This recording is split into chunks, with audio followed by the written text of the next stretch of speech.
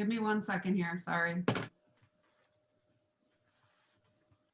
All right, you can go, Renee. Okay, good evening, everyone. This is the April meeting of the Pompey Town Board. It's Monday night, April 5th at 6:34 p.m. We're starting, so I would call the meeting to order. We are holding this meeting virtually due to the pandemic and the governor's executive order allowing us to do so.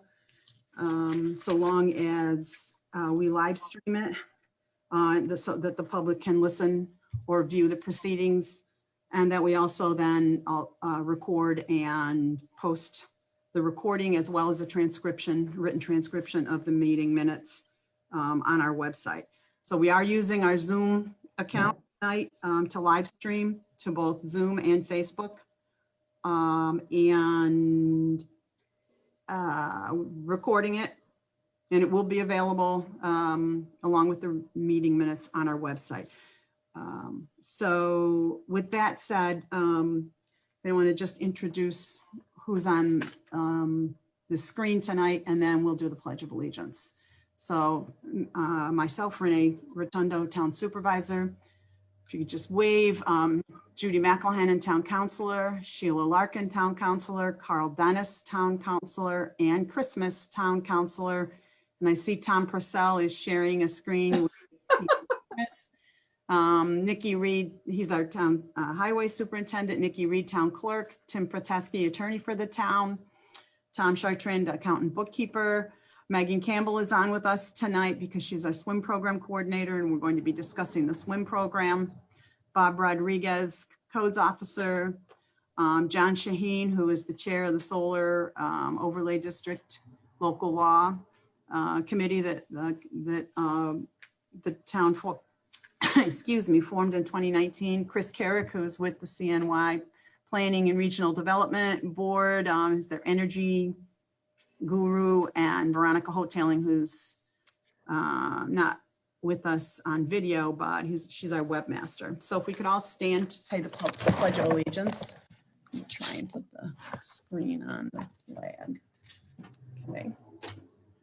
I'll start. I pledge allegiance to the flag of the United States of America and to the republic which stands one nation under God, indivisible, with liberty and justice for all. Thanks, everyone.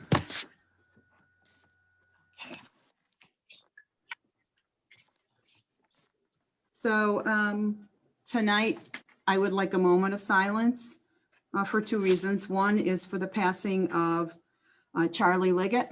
I did not know him, but many, many people in this town did and thought the world of him. He was a true family person and community member, and he will be dearly missed by those who did know him. And secondly, I would also like to make people aware that April is National Child Abuse Awareness Month. So I would like a moment of silence just to also recognize that issue in our world, and that we as a community have a role to play in preventing child abuse, because there really is no excuse for child abuse. So for Mr. Liggett, and also for National Child Abuse Prevention Month, could we have a moment of silence?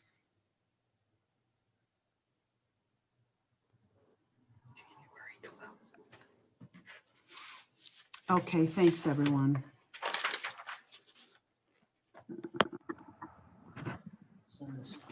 Okay. Find my file here.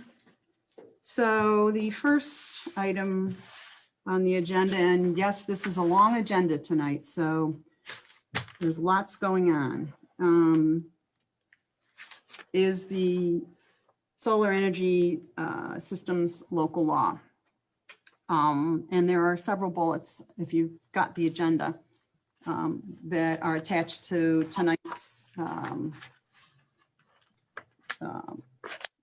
business on this.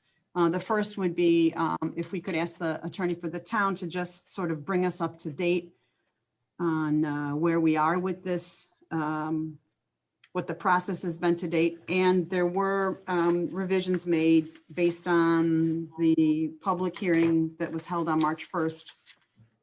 Actually, the continued public hearing, that was our third hearing on this issue. So Tim, if I could turn this over to you, I'm going to mute and let you have the floor. Sure. Thank you.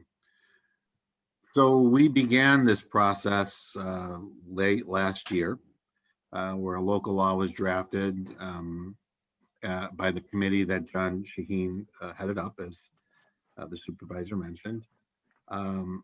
We began to look closely at the local law.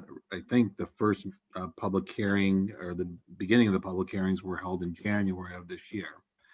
And so we listened to the public in January. We held a public hearing open for our February meeting. Then we held the public hearing open for our March meeting. And my recollection is we closed the public hearing last month based on all the comments that we received from the public. I'll tell you, I'll kind of update you. And John, please jump in if I miss anything, or Renee, please jump in if I miss anything. But since the March meeting, we made some what I would call insignificant modifications to the local law. And so everybody remembers, this local law will regulate what we call Tier 1 solar energy systems, which are roof-mounted solar energy systems, or building integrated solar energy systems. Tier 2, which are standalone systems, but they would be one standalone solar energy system, one panel, one or group of panels that would be attached to a property, the ground, as opposed to a house. And then Tier 3, which are the larger solar farm type systems that generate over 25,000 kW, up to 5 megawatts. After 5 megawatts,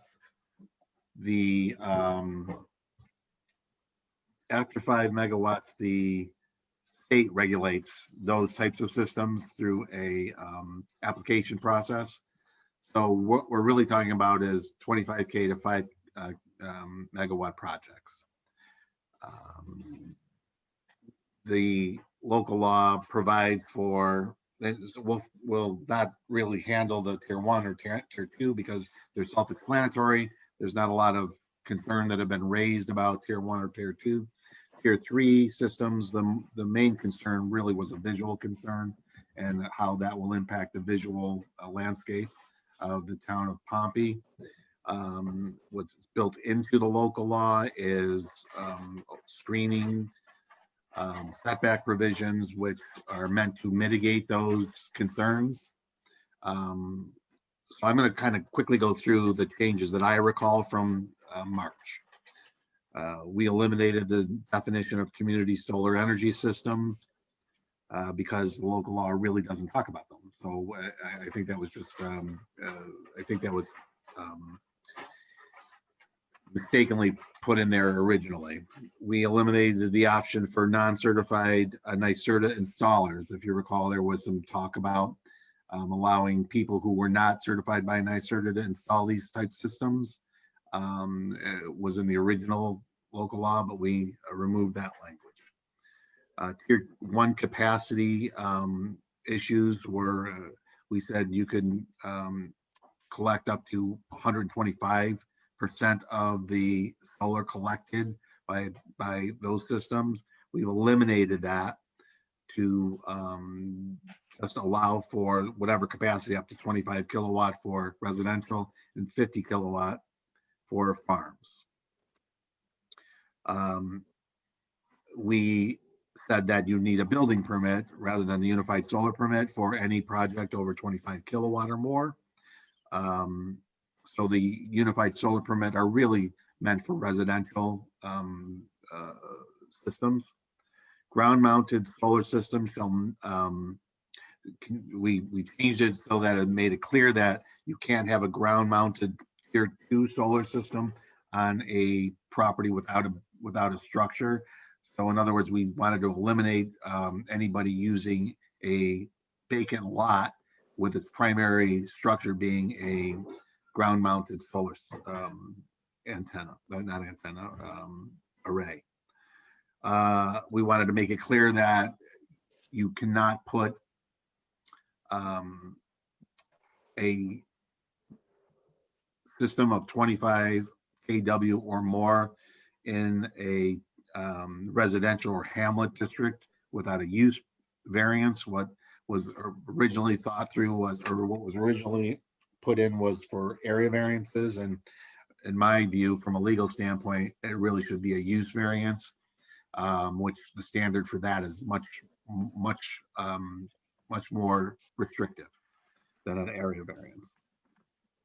We reduced the height of the antennas, the arrays from 20 feet to 15 feet. We've also included landscape architects to provide us with screening plans as opposed to just an architect or an engineer. The commissioning plan now requires a description of the restoration work that would be required. The town also, I think this was Sheila's request at the last meeting, that the town hire an engineer to determine the cost of removal, of a removal bond, and then that be updated every 5 years. And then the last thing I recall is that the native vegetation has to be at least, for screening purposes, for screening purposes, native vegetation has to be at least 50%, meaning that we can't put Central New York plants to screen these. It would at least have to be 50%. So those are the changes that I recall and that I have gone through the local law again today and pointed out.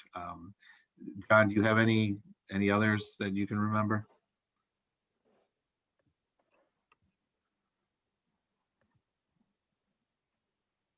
Or Renee? He has to unmute. Oh, go ahead, John, unmute.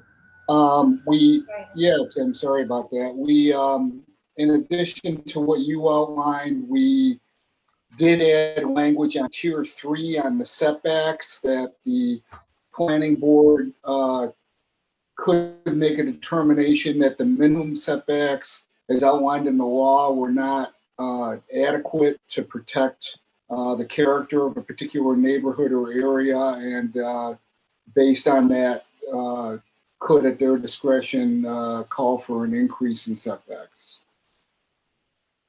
Thank you.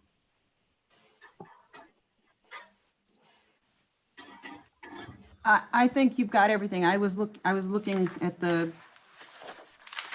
draft while you were going through it, and I think you caught everything that I would have, so I'm good. So those are the modifications. As I said, I think the modifications are not significant enough that we would have to, have another public hearing or continue the public hearing. They're actually, if anything, they are more restrictive in terms of how we would regulate solar energy systems. Does anybody have any questions about any of those changes? You did great, Tom.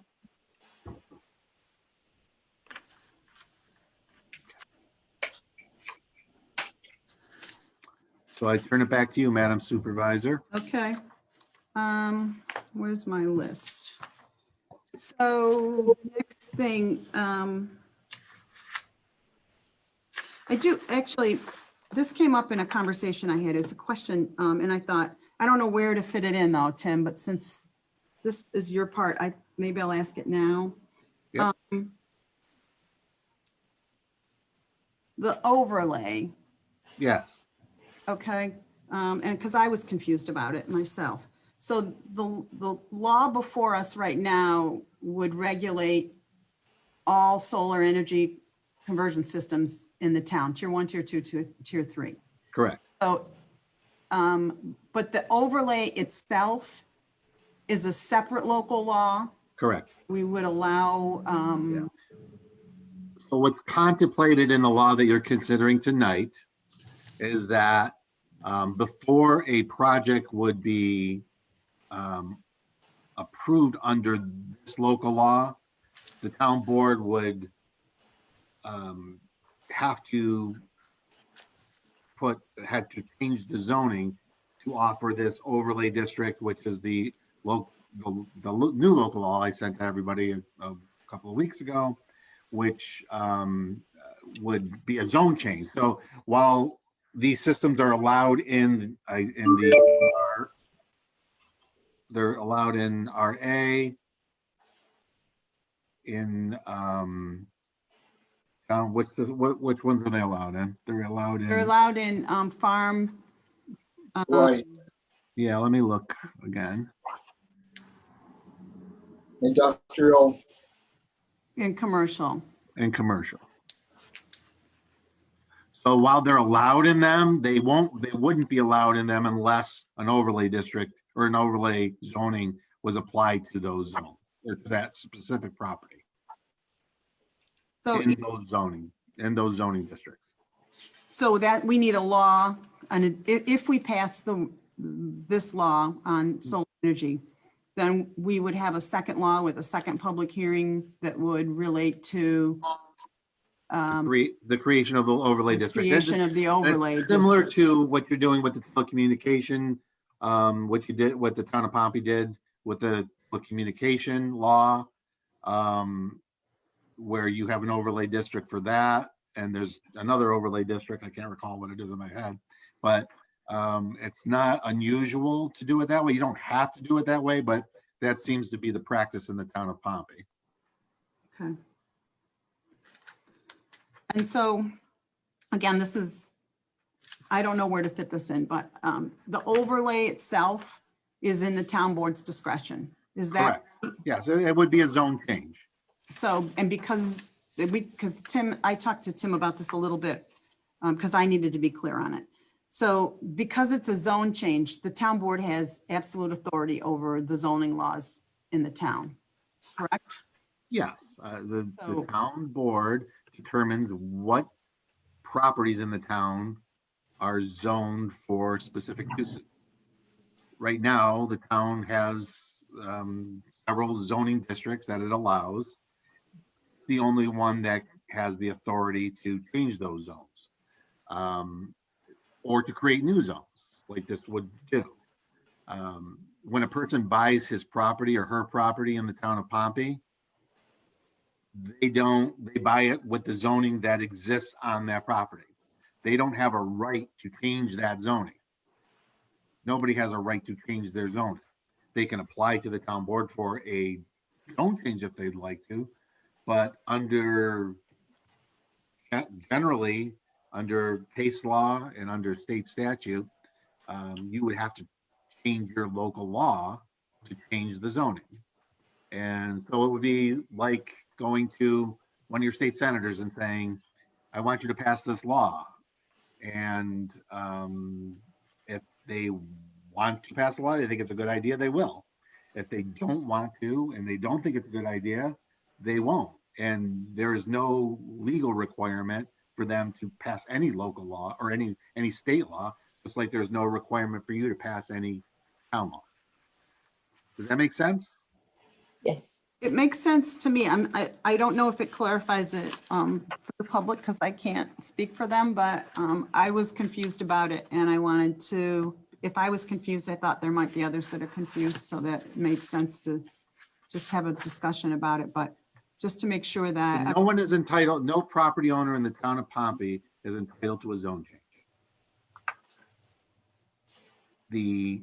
And the town board can say no. Of course, to a zone change, yes. Now, that's different than a site plan or a special permit or a subdivision, for instance. Those things are statutorily included in state law, and there are rules and regulations that if somebody meets those rules and regulations, even on the town level, with a town law for a subdivision or for a site plan or for a special permit, they're entitled to it unless you can show why they shouldn't get it. That is a different concept than a zone change. Okay, and because we already have those laws in place, they have to follow them, the planning board. Yes, and if you follow the processes and procedures and provide all the information the town board is looking for, the planning board is looking for, the zoning board of appeals is looking for one of those permissions, then you under the law are entitled to them. It's your property, right? And you could do, and if it's allowed on your property, then if you follow the processes, you should be allowed to do what the town lets you do. Right now, solar energy systems are allowed under an existing law that we have for tier 1 and tier 2, but tier 3 is not contemplated in those. So, okay, and this will be, I swear, this will be my last question because I have a lot to cover tonight. If we passed a law, a solar law, and we have the overlay law as well, where the town board is the one to determine or decide if we want to overlay a piece of property to allow tier 3 solar. Yep. And we say yes to one, can we say no to another one that might be similar or, but just in another location? And that's within our discretion because it's a zone change? As a general rule, I would say that is the case. Okay. You have the discretion whether to grant the overlay district.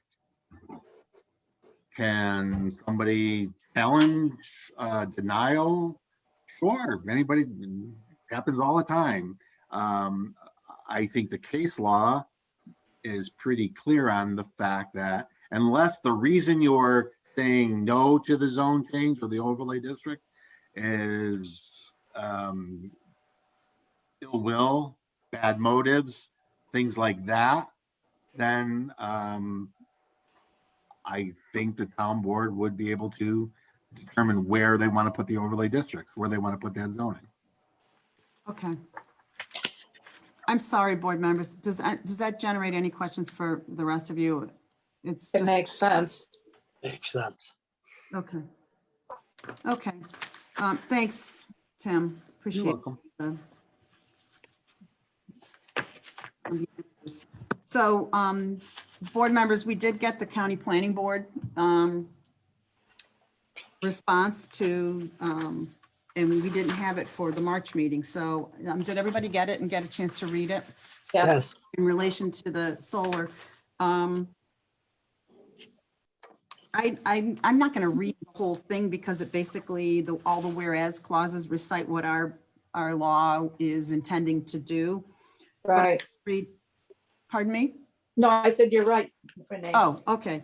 But I will read the part where their comments are, which is now therefore be it resolved that the Onondaga County Planning Board has determined that said referral, which is the referral for them to comment on our proposed law, will have no significant adverse intercommunity or county-wide implications.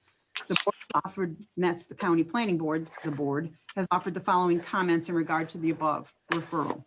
The board commends the town on the proposed text amendments, which will help to promote solar energy projects while minimizing impacts to the community and agricultural lands. The town is encouraged to consult the CNY Regional Planning and Development Board Energy Management Office regarding best practices for regulating solar energy systems for additional feedback prior to enacting the proposed regulations, which I think we've been doing. Since Chris Carrick has been with us on many of these, at most of our public hearings and with our ECC meetings. So that was nice to hear that we're being commended for the kind of law that we are proposing. I was supposed to get, just check my phone, from the ECC, their comments. And was sent an email that purports to have had them attached, but they weren't attached. And I have to say, oh, here they are. Okay. Board members, you're not going to have gotten this because the ECC chair just sent this to me since the meeting started.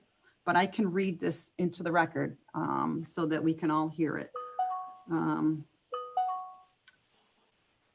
If my phone will open it, there we go. Okay. So at the last ECC meeting, which was on, I believe, March 18th, well, actually, the meeting minutes here are combined for February 12th and March 18th because on both of those meeting occasions, the commission took up the solar local law. So these are the comments. The group reviewed the identified solar local law and offered the following comments. Questions were raised about the proposed setback distance.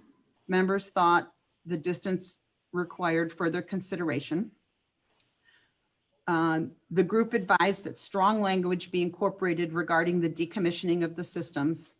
The group indicated that they felt the screening maintenance was an important issue, specifically how it would be enforced. And those are the comments from the ECC. So let me put my phone away. I also, they came in the day of our March 1st meeting, but didn't make it to my folder. So I did receive 7 more letters in support of, here they are, in support of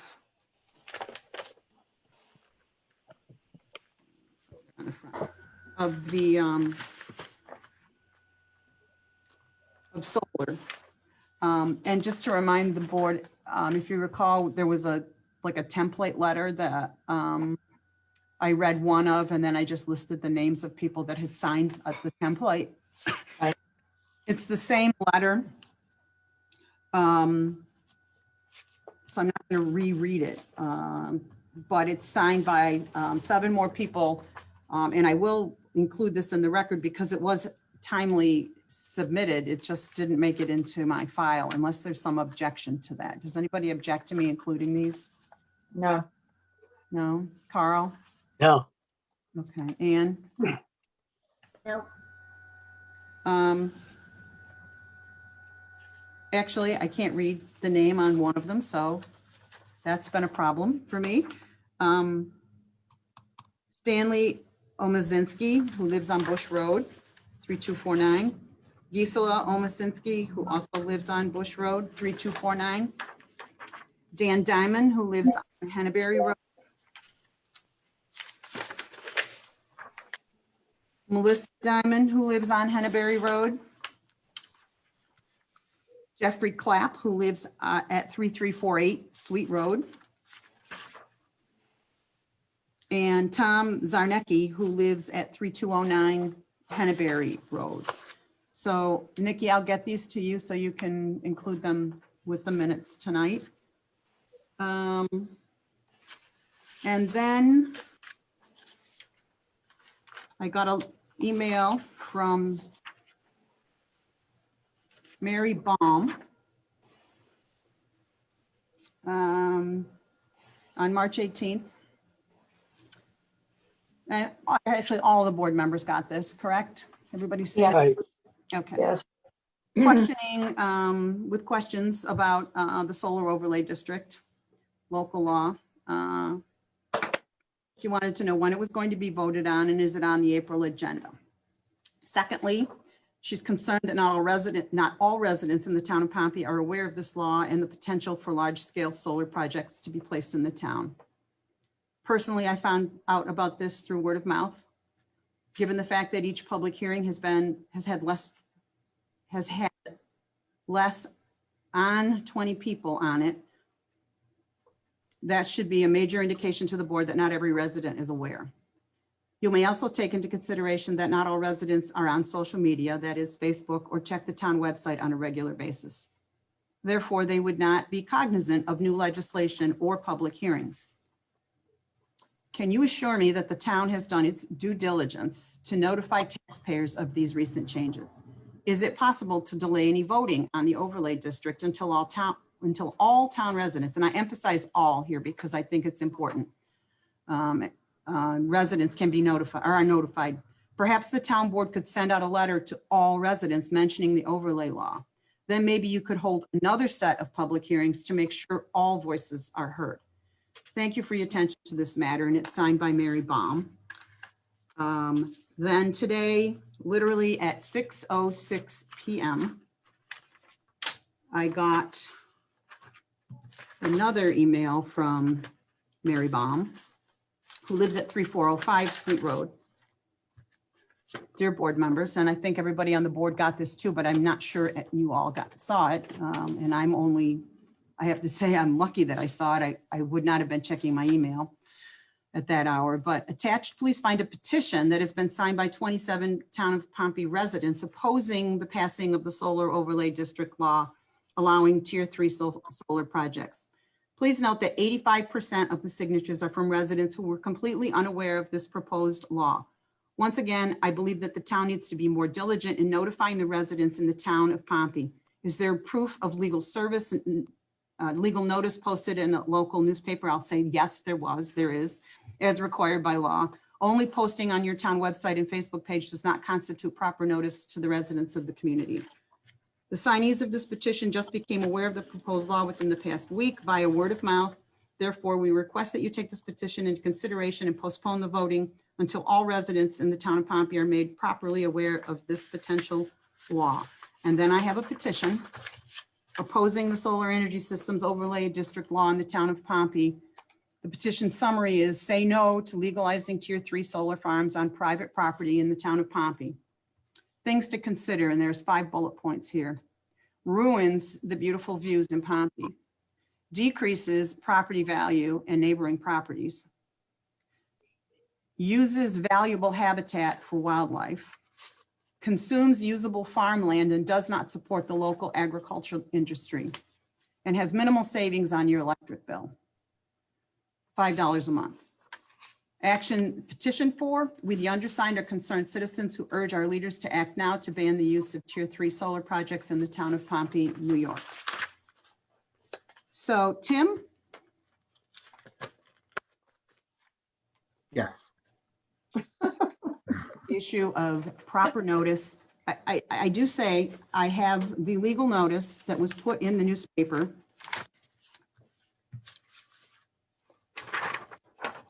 It was published on January 12th, 2021 by our town clerk, Nikki. It was published, it was sent to the newspaper, the Post Standard, the legal notice. It was published January 12th. But I just want people to understand what the town is required to do and what we are not required to do as far as notice, opportunity to be heard goes, because I think opportunity to be heard is another biggie here. So under state law, the requirement for public hearings is that the town must, within 5 days of the public hearing, publish a legal notice that sets forth the date and the place of the meeting and a general summary of what the public hearing is going to be about. And it must be published in the official newspaper of the town or a newspaper of general circulation in the town. Most towns don't have daily newspapers anymore. We're lucky if we have a weekly newspaper anymore. But that is the only requirement that the state law has for notice of publication. Once it's published in the paper, that is considered what's called constructive notice to the residents of the town of Pompey, in this case, that a public hearing will be held and that their voices could be heard for or against the proposal or local law. There is no requirement in state law. There's no requirement in our code to notice by mail, either the residents of the entire town, or frankly, the residents of a portion of the town that may be affected by a local law, more affected than another. That we pass local law, towns pass local laws all the time.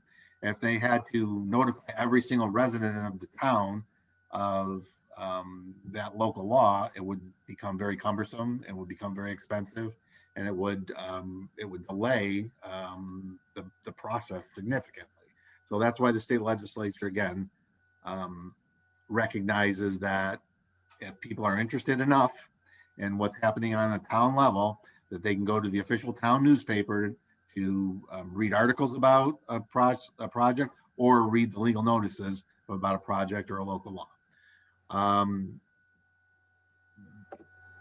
That really is the only requirement, and since this was published properly in the month of January before the January public hearing, and then at each public hearing that was held, the public who was interested in that was told that at the next meeting, we will keep the public hearing open for more comments. That is sufficient public notice to pass a local law. There's no question about that. Now the petition issue, there's no requirement for a petition. A petition is a indication from a certain group of people that they're either for or against something. There's no requirement in town law or state statute that speaks of the issue of petition. The people of the town of Pompey elect their town board members to make decisions on their behalf. Unless a initiative is subject to either a mandatory referendum or a permissive referendum, which local laws are generally not, unless they change the structure of government in some way. For instance, if you wanted to make an elected position an appointed position, then that would require a mandatory referendum under Home Rule Law 24, municipal home rule law. So that would require a go to the public for a vote. Permissive referendums, we know through special districts, when you're trying to form a special district for water or for lighting or for sewer, that is subject to permissive referendum. If a certain number of people in that special district, I think it's 5% of the people who voted in the last gubernatorial election, sign a petition and present it to the board, and those are properly certified, then within 30 days, then it would be on the, it would be a referendum for the public to vote on. So those are the only items that speak to referendum. So while it's nice and it's important to get the input from a referendum or from a public hearing, it's not positive. The board has to make its decision based on the comments. We don't weigh 25 versus 24 and say we're going to go with the 25. That's not how the system is supposed to work. It's listening to the public, trying to get information from the public that you might not be aware of, and then making your decision as the duly elected board of the town of Pompey. Does anybody have any questions for me on that? Well put. Would you So say? Well put, thank you. yes, definitely. But so am I gathering the fact that the issue at hand is that people don't think that they've been notified enough, and that we, in the very beginning, we talked about having a meeting for this. So from what I'm gathering, some people within the town are feeling like we haven't had a full meeting. I don't know. I'm just putting it out there. Could we now? Because the laws are different. Not that I want to go backwards, but if it's about having a local meeting, Renee, could we think about it. Because of But there- COVID and because of all the rules and all the regulations and all the craziness that's gone on, if people out there are feeling like the town has not been notified,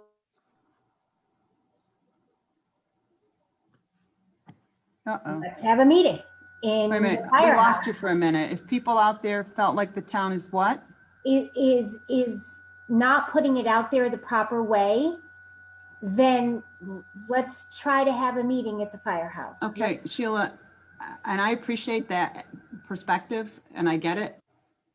The meeting that we were going to try and have live was these public hearings that we've had. I know, I get it. I Veronica, understand. how many people have viewed our town meetings virtually? Renee, last can I one? jump in for a second? Yes. I just have one quick thing since I'm responsible for putting it out there. I understand not everyone is online. It was posted on Facebook. It was posted on the website. I posted the legal notice. I put it on the front of the town hall. I drove to the Pompey Mall and put it up there. I know. drove to the Pompey Post Office and put it up there. I have circulated it pretty much everywhere I possibly can in Pompey. Well, Just for you've the done record. everything that we've always done in the past. Nothing is different. You've done exactly what you should do, and thank you. You know, I know. I just don't know how to make everybody happy. You can't make everybody happy. Well, and I think Tim's point is something that, and I hadn't thought about it that way until he said it.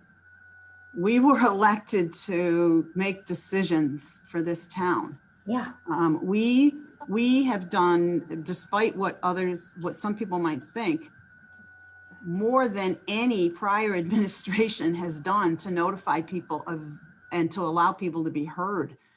I mean, the fact that we use our Facebook page, the fact that we use the website, the fact that we put this hearing out there 3 separate times to give people the opportunity because they couldn't come in person. I have to believe, I could be wrong. I've been around this town a long time. I've seen it when people are upset about something or concerned about something, how they turn out. And I don't understand why, well, I shouldn't say I don't understand. I don't know what makes this different in that regard. If people have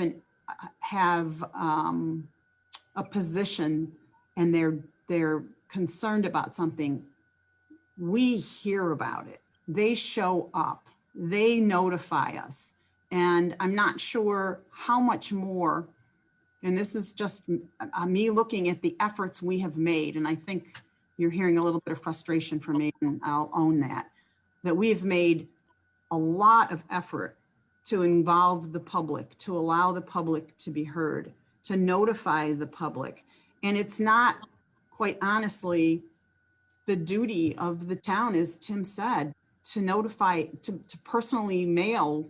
We would be, yeah, no, can't do that. That's Renee, not what the law I requires. agree. I agree. Renee, we've had meetings the first Monday of every month for ages, so people know that we've got a meeting they could join in.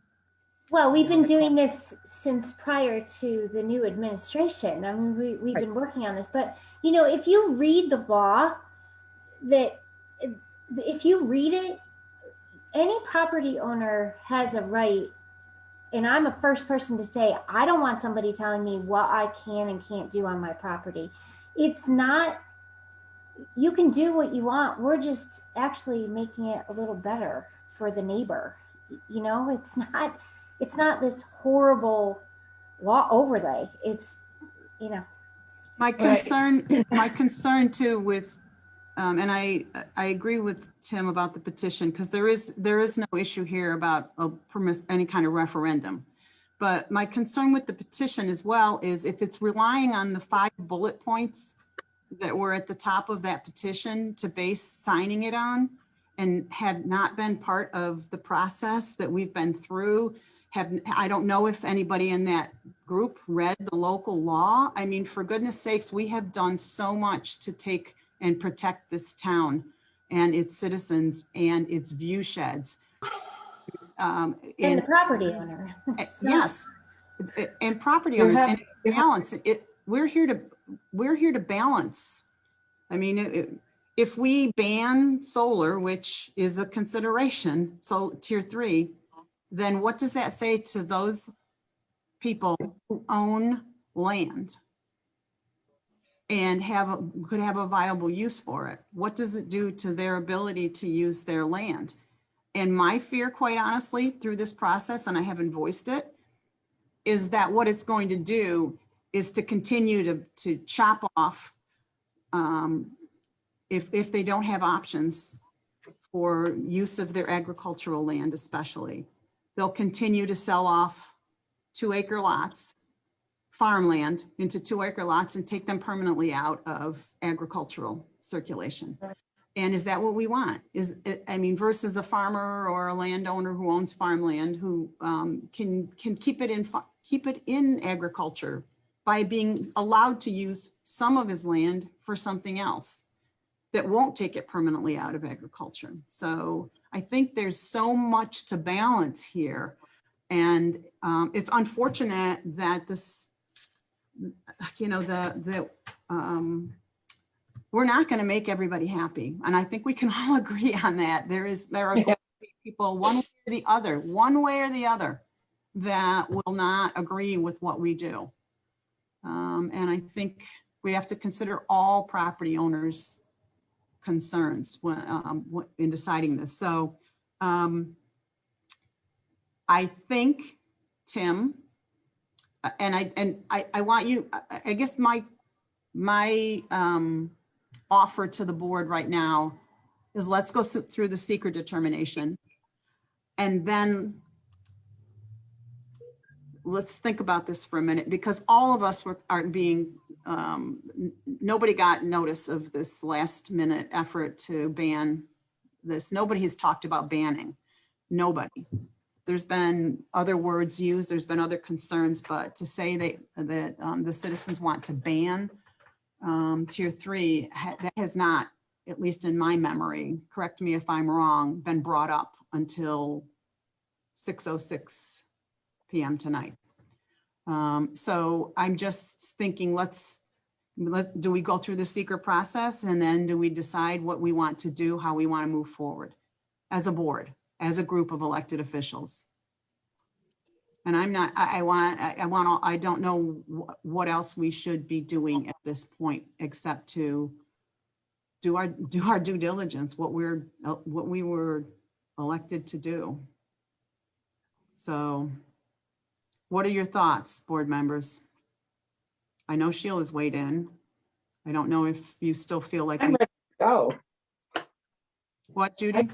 I feel that you and us as a team, and Tim and everybody else that has worked so hard on this for so long, I think we have everything that we've taught you everything. If you don't take the time to learn what we taught you, then that's your problem, not ours. And we do feel bad for everybody, but I want to keep the properties that everybody has farmland, if we can. So I think we should move ahead.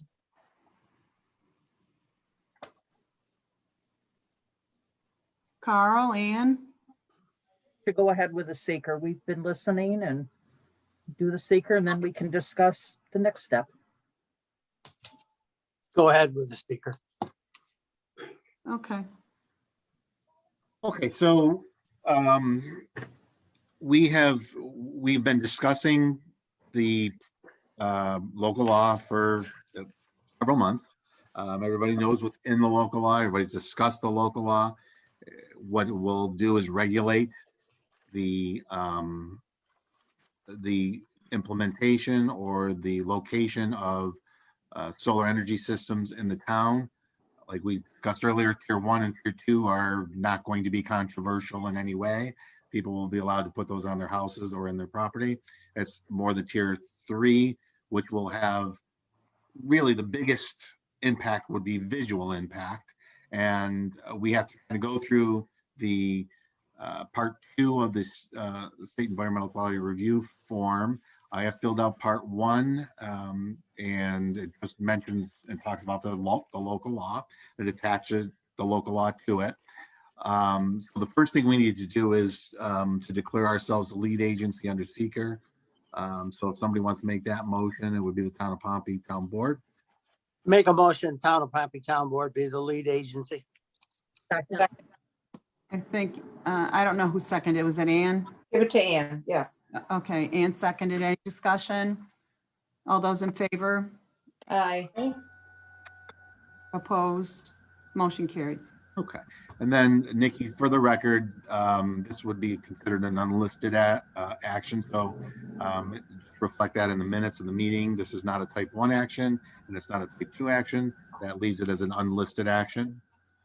So before we go through the 11 questions on the short environmental assessment form, I want to kind of put into context the environmental review of this. Let's keep in mind that this is a local law that will allow systems in the town. It does not cite a specific farm anywhere. That would come later. And that would also come with the determination of the town board that an overlay district would be appropriate for the specific site, as we discussed earlier. So so generally this would allow these systems in the town. I also want to point out that the state of New York has adopted a policy which encourages renewable energies, which this would be one of them, one type of way to meet the state policy of renewable energy. And you can make a strong argument that that from an environmental standpoint, by allowing renewable energy in the town, you're actually improving the environment, or you're supporting the environment. So I want to put the whole review process in that context, that this is part of the following or the implementation of the state's policy, which has been reflected, I think, in the resolution that I provided everybody. So I'm going to go through the 11 questions in the part 2 of seeker. And the answers to this are going to be either no impact, no or little impact, or a moderate to large impact. So the first question is, will the proposed action create a material conflict with an adopted land use plan or zoning regulation? I suggest this would be a no or small impact in terms of the local law itself. Does anybody disagree with that? Agree. Number 2, will the proposed action result in a change in the use or intensity of use of land? Again, this is not setting a specific solar farm in the town. It's allowing the use. Once a specific solar farm is identified, if this law passes, then we'd go through a specific environmental review of that location. And you can also argue that by placing a passive solar farm on a property, it would actually lessen the intensity of the use of land. So again, I would say no to small impact. Does anybody disagree with that?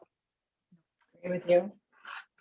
Will the proposed action impair the character or quality of an existing community? I go back to the same issue of this is not approving a specific solar farm. If it passes, when that time comes, there will be a separate and distinct environmental review of that. So again, I would say no to small impact. Does anybody disagree? Agree. I agree. Will the proposed action have an impact on environmental characteristics that cause establishment of a critical environmental area? We don't have a critical environmental area in the town of Pompey. It's a special designation that the town board would have had to do, and we don't have that in the town, so that is a no to small impact. Will the proposed action result in an adverse change in the existing level of traffic or affect existing infrastructure for mass transit, biking, or walkways? I No. would say no to small. Does anybody disagree with that? Will the proposed action cause or increase in the use of energy, and it fails to incorporate reasonable available energy conservation or renewable energy opportunities? This goes to the very heart of why the town is considering this local law to provide those type of renewable energy opportunities in the town. So I would say no to small impacts. Does anybody disagree with that? Okay. Agree with you. Let's go to question 7. Will the proposed action impact the existing public-private water supplies? No. Public-private wastewater treatment facilities or utilities? No. Does anybody disagree with that? Oh. Will the proposed action impair the character or quality of important historic, archaeological, architectural, or aesthetic resources? We won't know that until a specific project is cited in the town. So for passage of the general local law, I would say no to small impact. Does anybody disagree with that? Agree with you. No? Will the proposed action result in an adverse change in natural resources, wetlands, water bodies, groundwater, air quality, flora, or fauna? I say the same thing that I've been saying. We will determine that once we have a specific project. Anybody, well, again, it's a no to small impact. Does anybody disagree with that? No. Look, I've got two more questions. Will the proposed action result in an increase in the potential for erosion, flooding, or drainage problems?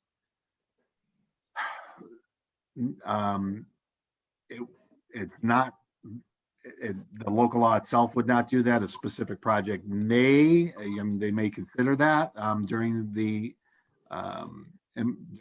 citing of a specific project, but for purposes of the general local law, I'd say no to small impact. Does anybody disagree with that? And the final question is, will the proposed action create a hazard to environmental resources or human health?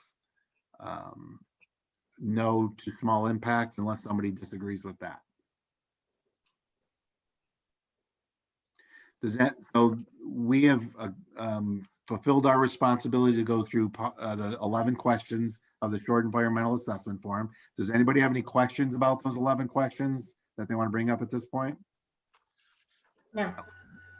All right, so based on the answers to those questions and the concerns that were raised about, there was one concern I think that was raised about the impact on the value of properties maybe. As we discussed at several of these meetings, and we've been told by Chris Carrick of the Regional Planning Board, there's no evidence of that, and it would not be an environmental impact anyway. So based on the answer to those 11 questions, I would recommend that we issue a negative declaration, meaning this local law will not have a significant environmental impact. So if somebody wants to make that motion. And to declare. To issue a negative declaration under seeker, which. I was going to say, okay, to issue a negative secret declaration in light of the answering of the 11 questions, and really also given the language, the explanation that you gave, Tim, when you prefaced the determination. So I second it. Judy seconds. Does anybody have any discussion? Okay. All those in favor? Aye. Aye. Opposed? Motion carried. Okay, so now the board's in a position to discuss the resolution that has been prepared and presented to the board. And that would implement or enact the local law. And so I think there can be discussion on that. There's no time frame on this, but it's up to the board how they want to handle the local law.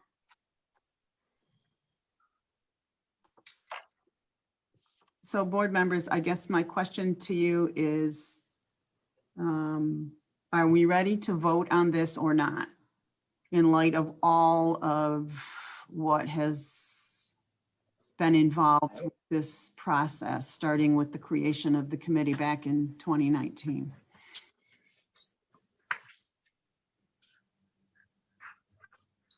I think that we have due diligently gone through everything, and I'm ready. I agree. Agree.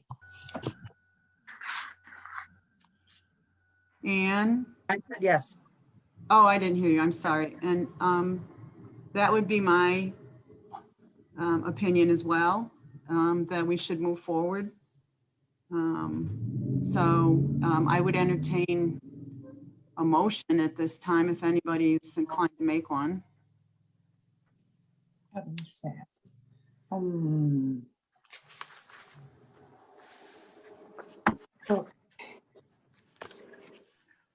And if, does no one want to take the lead on this?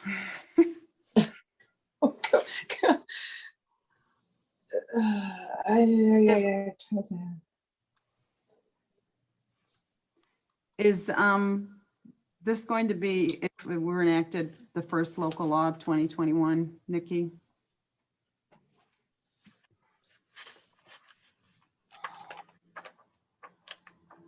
So I'm just going to throw it out there because somebody's got to, and if we'll see how it flies. But I would move to pass the resolution approving the local law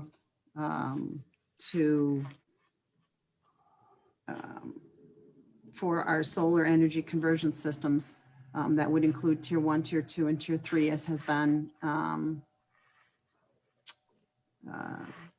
considered by this board for many, many months now.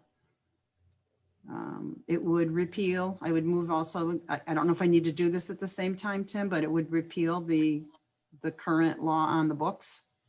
And it would replace it to allow for solar energy systems as contained in the language as contained in the resolution, and as which reflects the latest draft. Second it. Judy seconds it. Any discussion, board members? Okay, then I'm going to do a roll call. So either answer aye or nay. Judy? McElroy? Aye.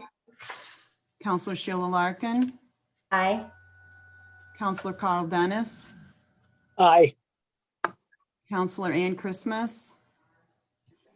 And myself, aye. So based on that, this local law has passed. Now the local law needs to be filed with the Secretary of State within 20 days, as Nikki knows, and that will make it effective.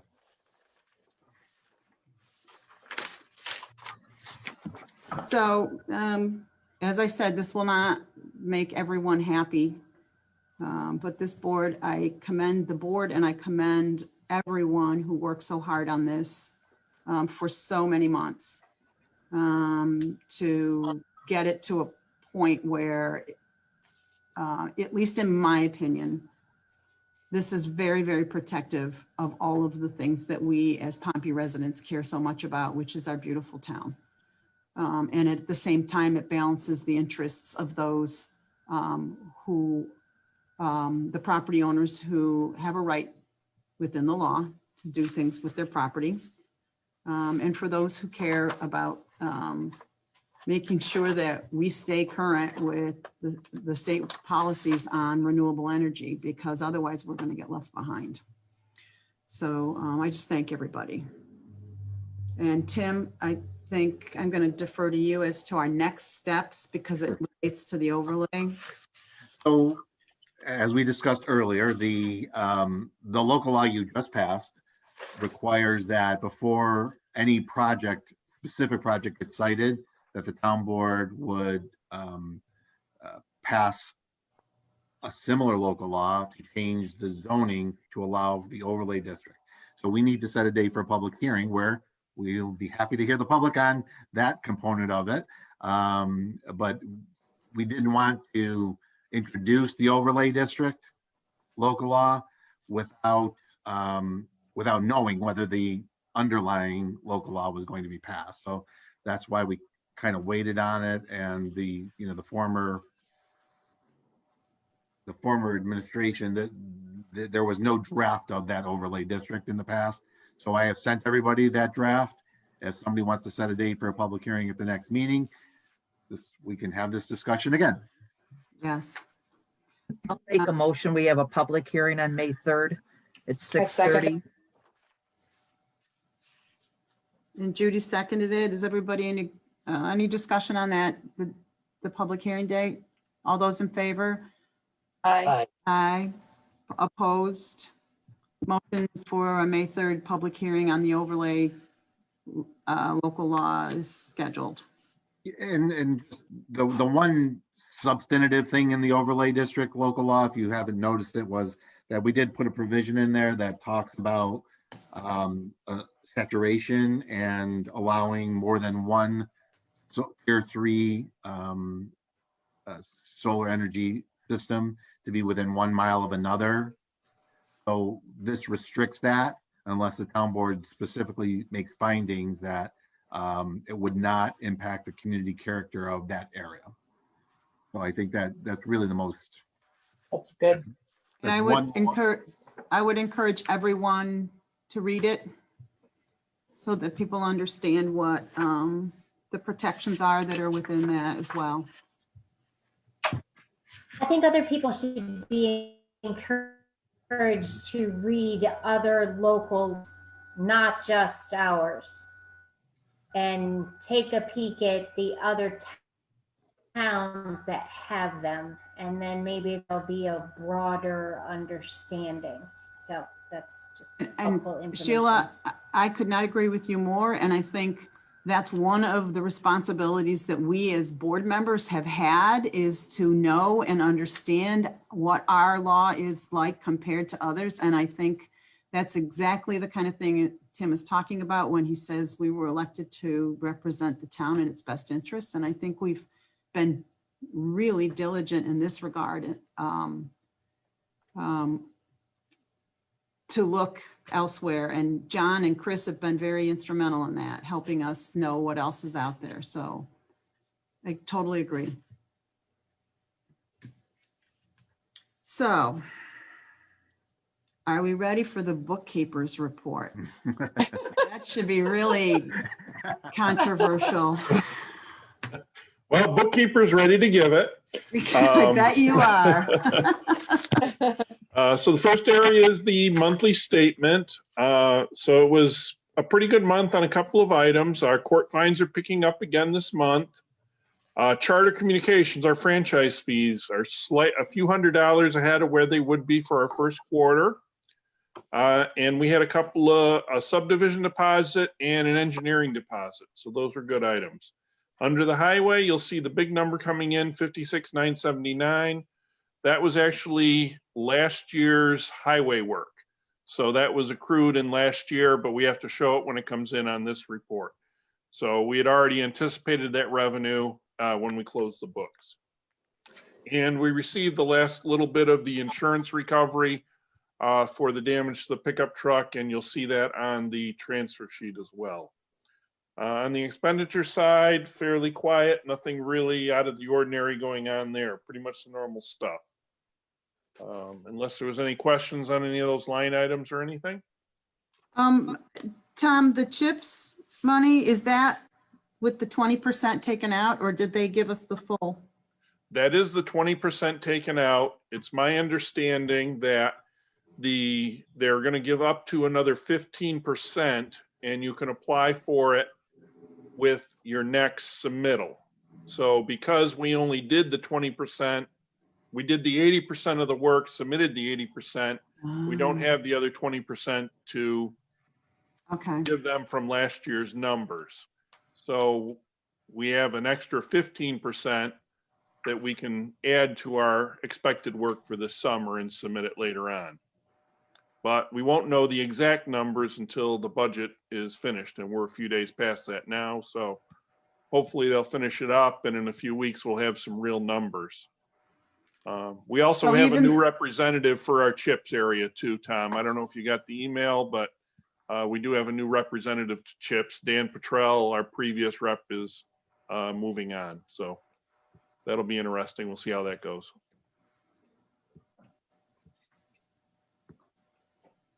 Okay, I like that 20%, that we'll get 15% of it this year. Yep. So next item was bank reconciliations. Was there any questions on those?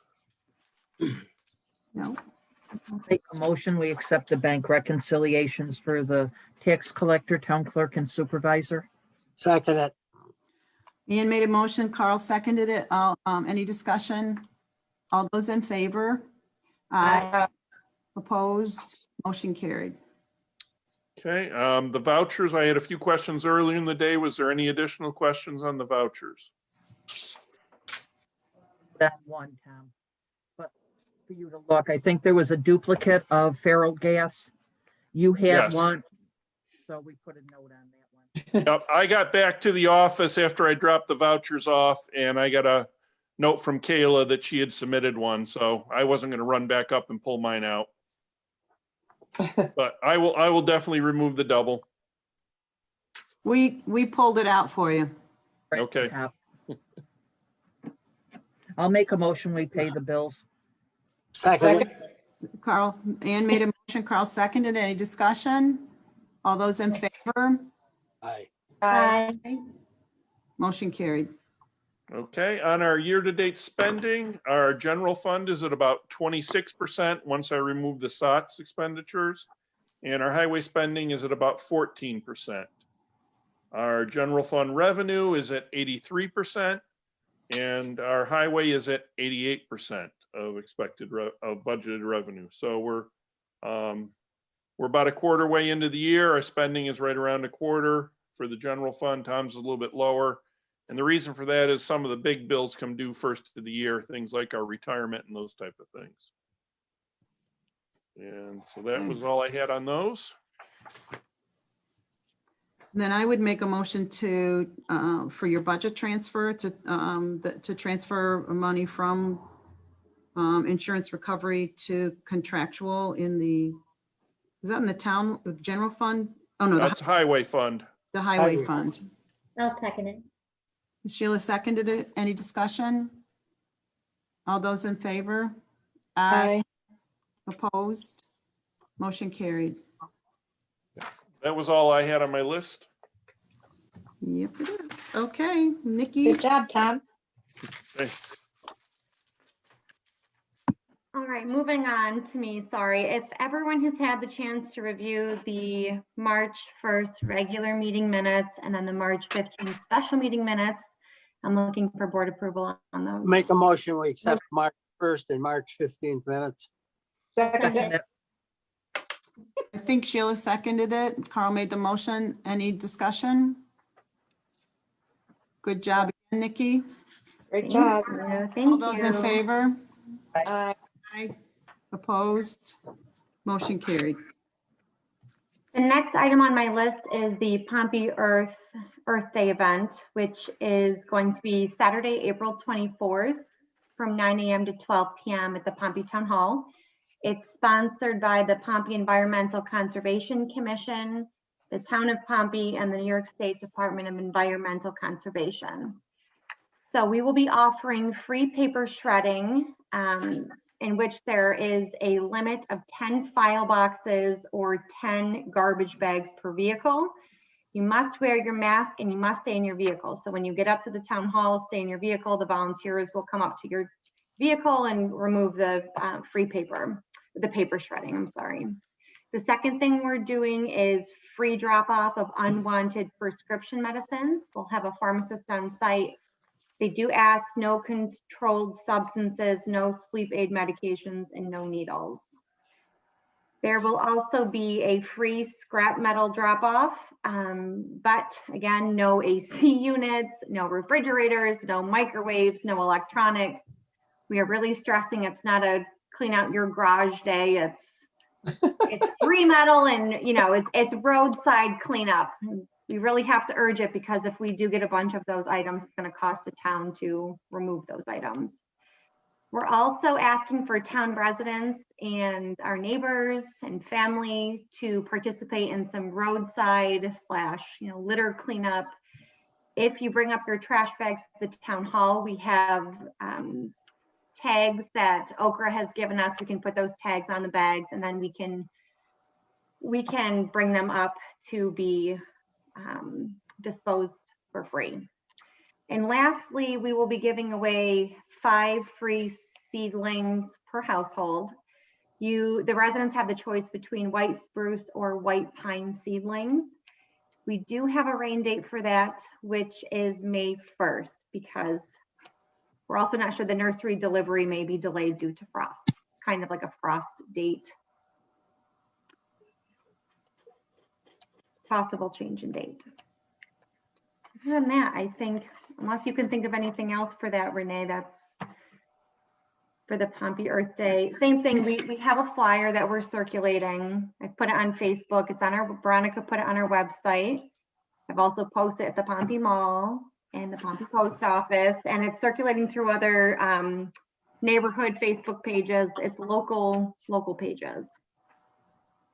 It's really meant to Good job. be a pride in our community type of event where we want people to get out and really clean up. So that's the intent. It's like Nikki said, we're not asking people to like clean out their house and bring us all their stuff. It's more about beautifying the town if we can in our little ways. And I thank you for putting it together. Thank you, Nikki. And I'm hoping that, hoping we can get our newsletter out in time that it can actually circulate. I don't know. We'll see.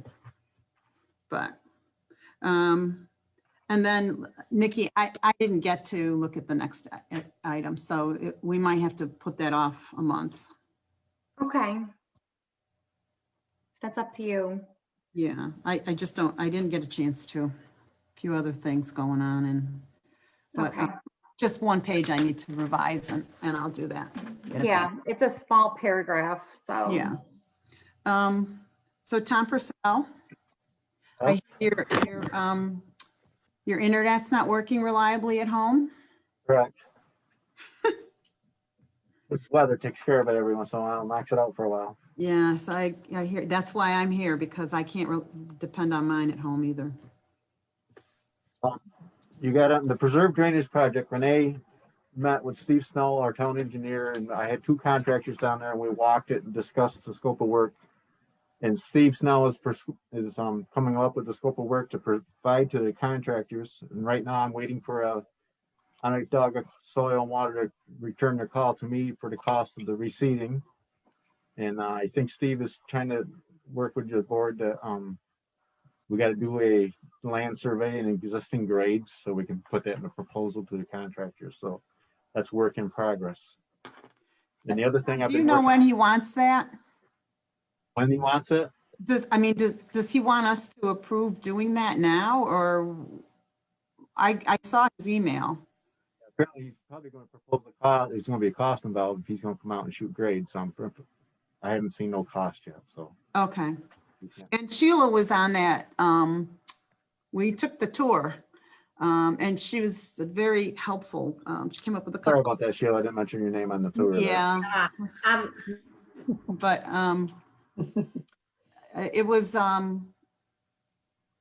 it's good to have a second set of eyes from the board on that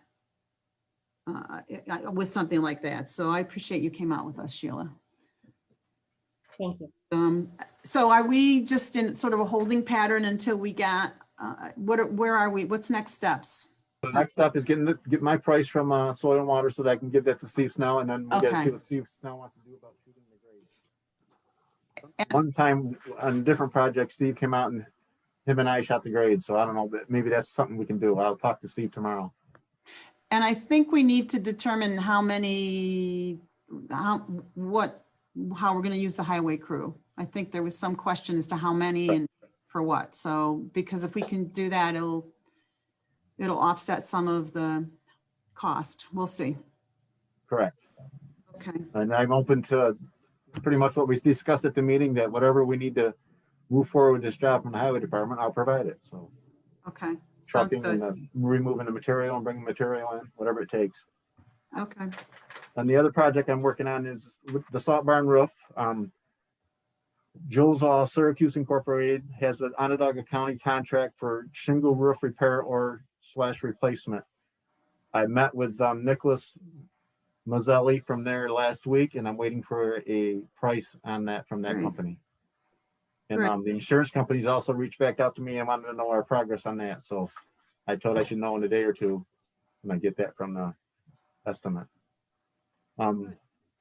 Our snow plowing trips this winter, we made one again on Thursday and last Friday. Winter came back. So far this whole season, well, I hope we're done. I hope, is 118 trips. And our average for the last 31 years is 114 trips. So and that's all I have to report. Okay. I was wondering, because I don't really know the averages. So we're right in the ballpark of sort of a normal plowing year. It's really low compared to some of the trips on one. We were as high as 177 back in the winter of 2013 to 14. So it was Wow. it was a nice break. Good. I'm all set.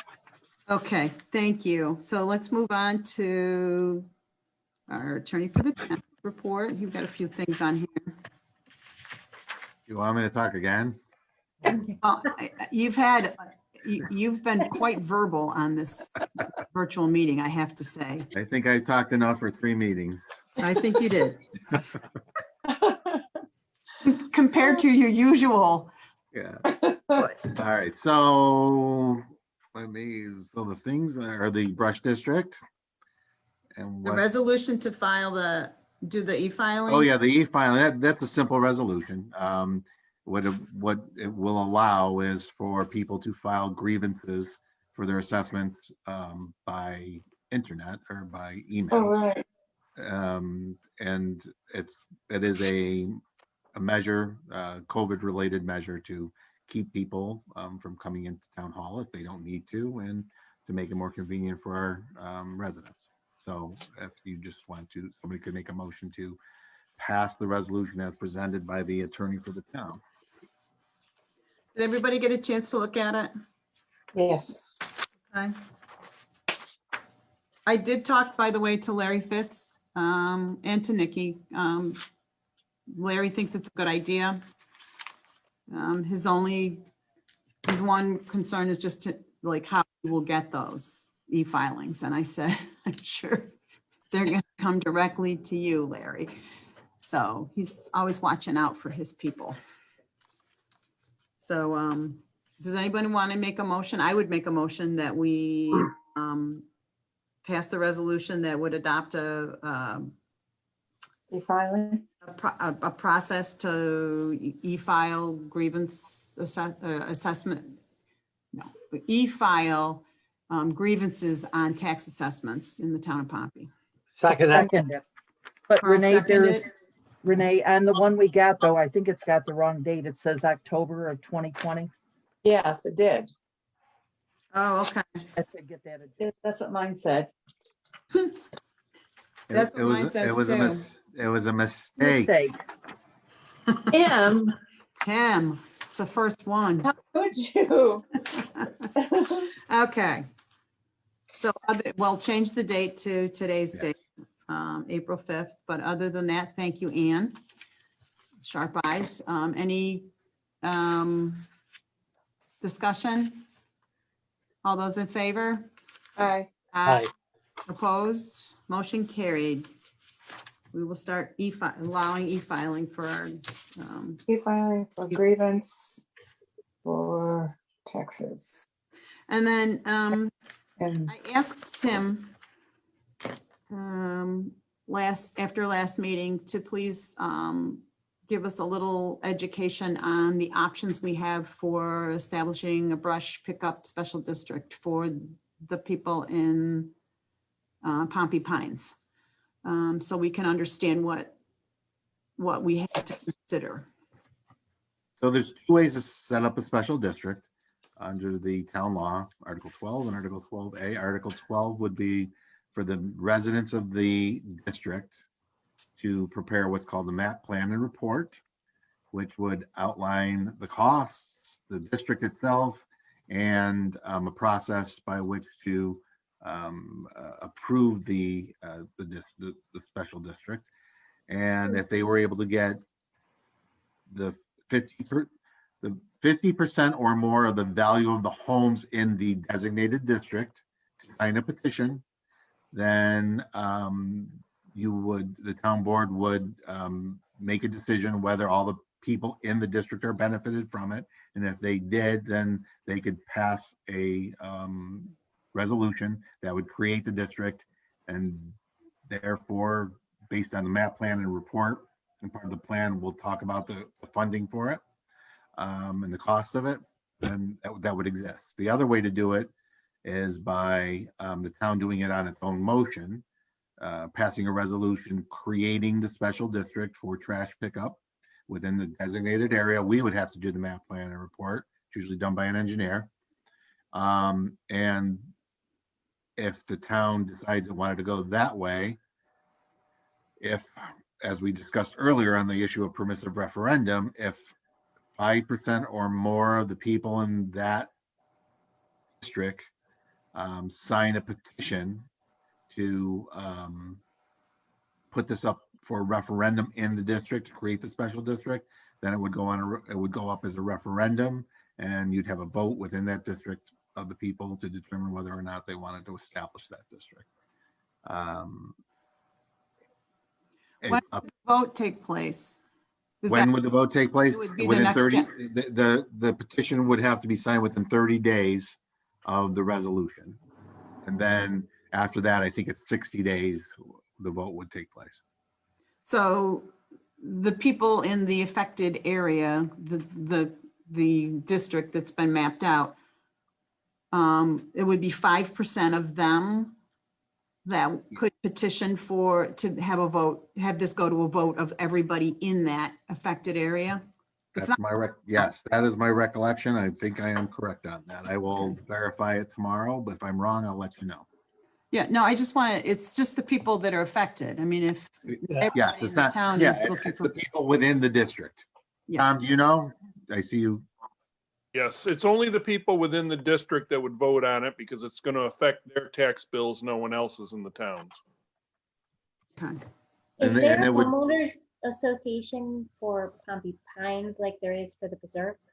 No, No. I did talk to Don Sala, who, after the meeting, who was the one who had proposed the idea.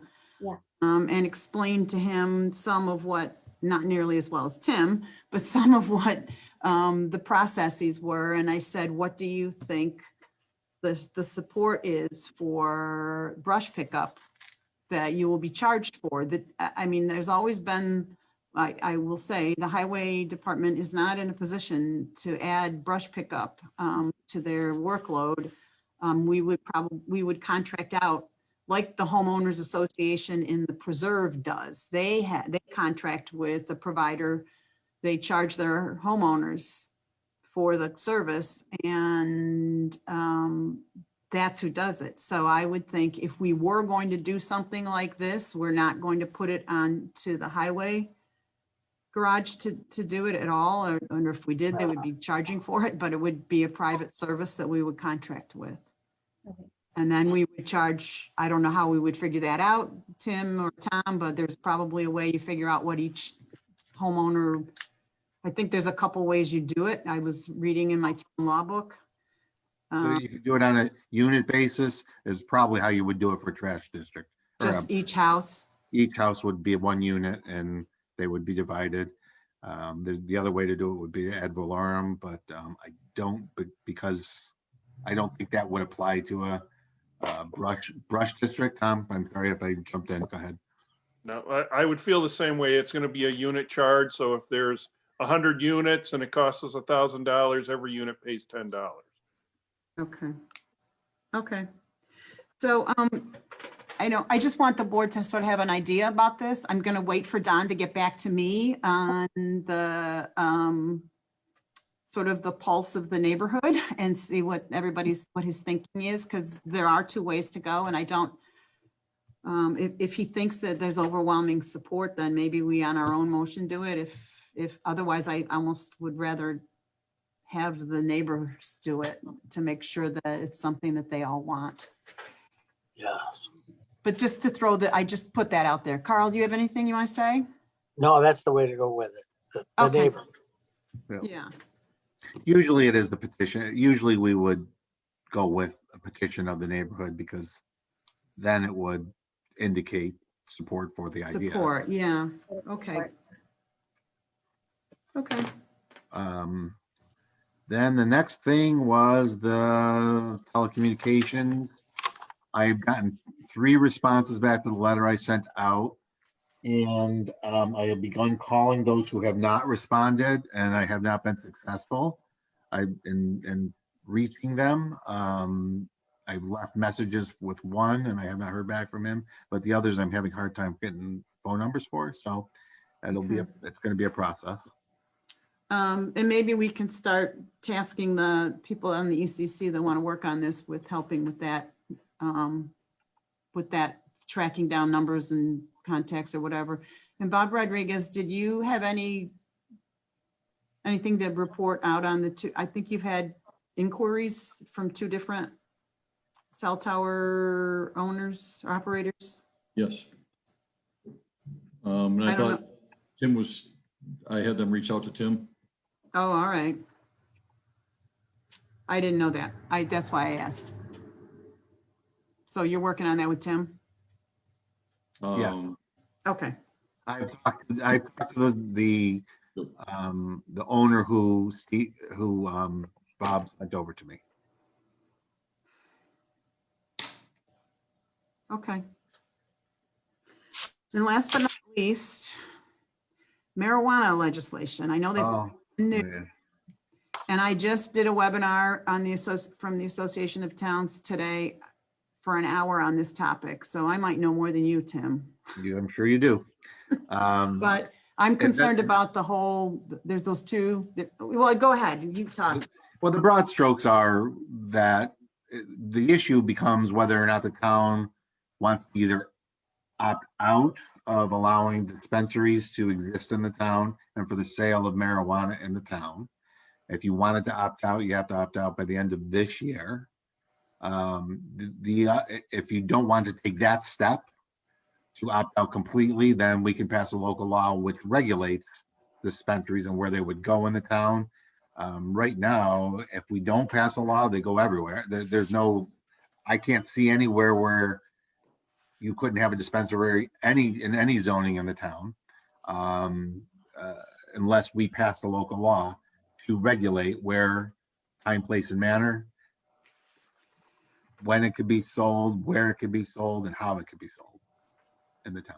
So the regulations are going to have to be promulgated by, I don't know what department of New York State is going to be doing this, probably the health department, but they're going to be issuing licenses, and we would be notified of any license that would be issued in the town of Pompey. And we would have an opportunity to object to it, support it, whichever way the town board wanted to go. But if we're not going to opt out, meaning we're not going to say we don't want any dispensaries in the town, then we're going to definitely have to consider a local law to regulate where in the town a dispensary would go. If you don't do anything, it's allowed. And the other license that I think we can opt out of is if somebody tries to apply for a license on-site consumption for like a bar or restaurant. I don't even know where in the town it might be. Anybody might try to do that, but I think that you can also opt out of that. Yeah, but I think that would be part of it. I think it's attached, not attached, it's associated with a dispensary. I mean, you would be allowing, but people would bringing their own marijuana, I assume. I don't know. Yeah, I don't know either. It's not an area of expertise on my part, believe it or not. Believe it or not.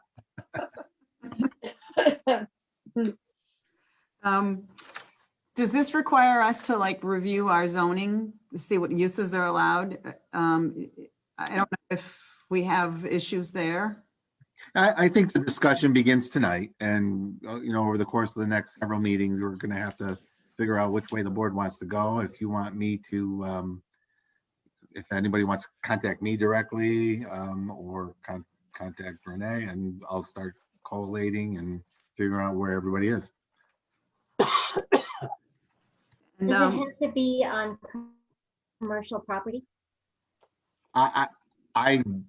I don't see that. I don't see where it says that. Right now, the law is allowing dispensaries, and it just allows dispensaries. It doesn't say where, it just says it will allow dispensaries.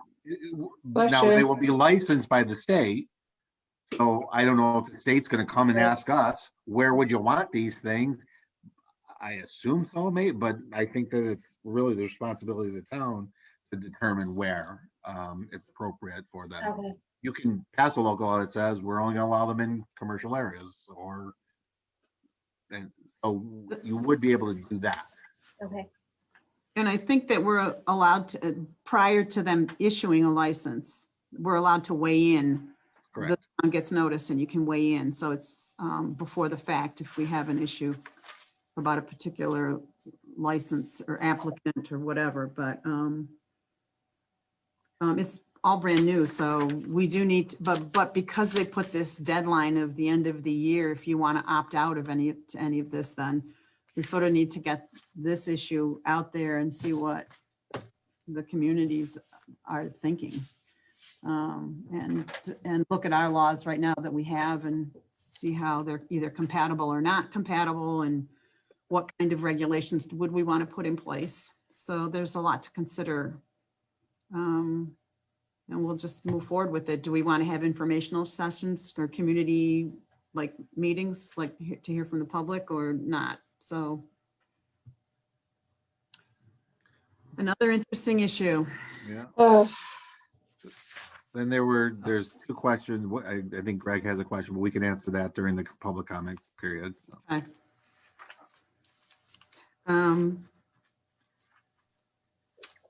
Swim program. And Megan Campbell, I give you credit for hanging in with us because what time is it? it's So, April. yeah. I guess let's start with, I gave the board, Megan, so you know what the board is working from. I gave the board my email exchange with Cazenovia College from earlier this year, as well as the plan that they asked us to come up with, a COVID plan. And some information from Tom Chartrand on the numbers of what it costs to run the program. So let me start with, and I just, board members, you all got that, right? Yes. Mark it so you'd know it was about the swim program. So I sent the Cazenovia College contact Bill Hauser an email back in February and saying, what's this year looking like as far as use of the Cazenovia pool? And this is the response I got. So I want to read it so that anybody, I know there's people that are already concerned because it's after Easter and they're expecting to see something. We currently are allowing rentals for swimming teams, but are not allowed to have swimming lessons.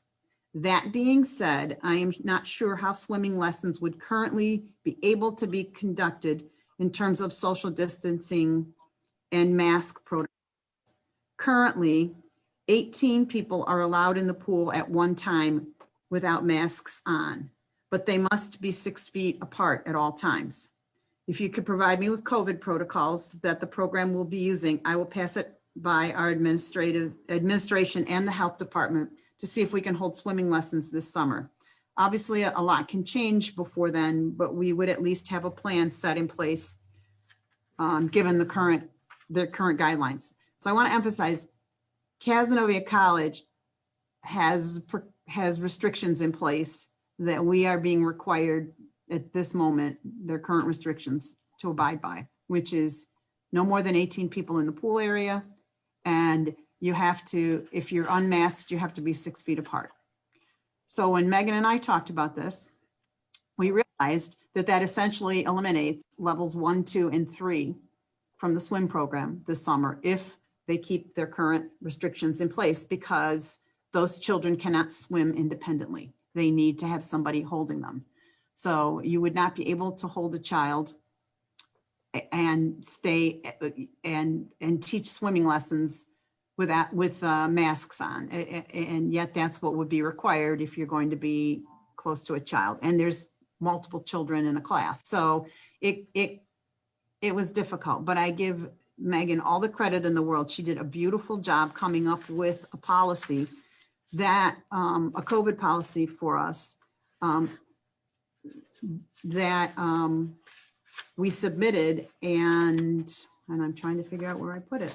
Oh, here it is. And it was accepted.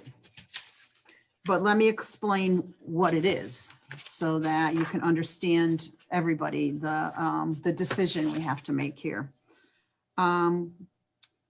We will hold levels 4, 5, and 6 classes only.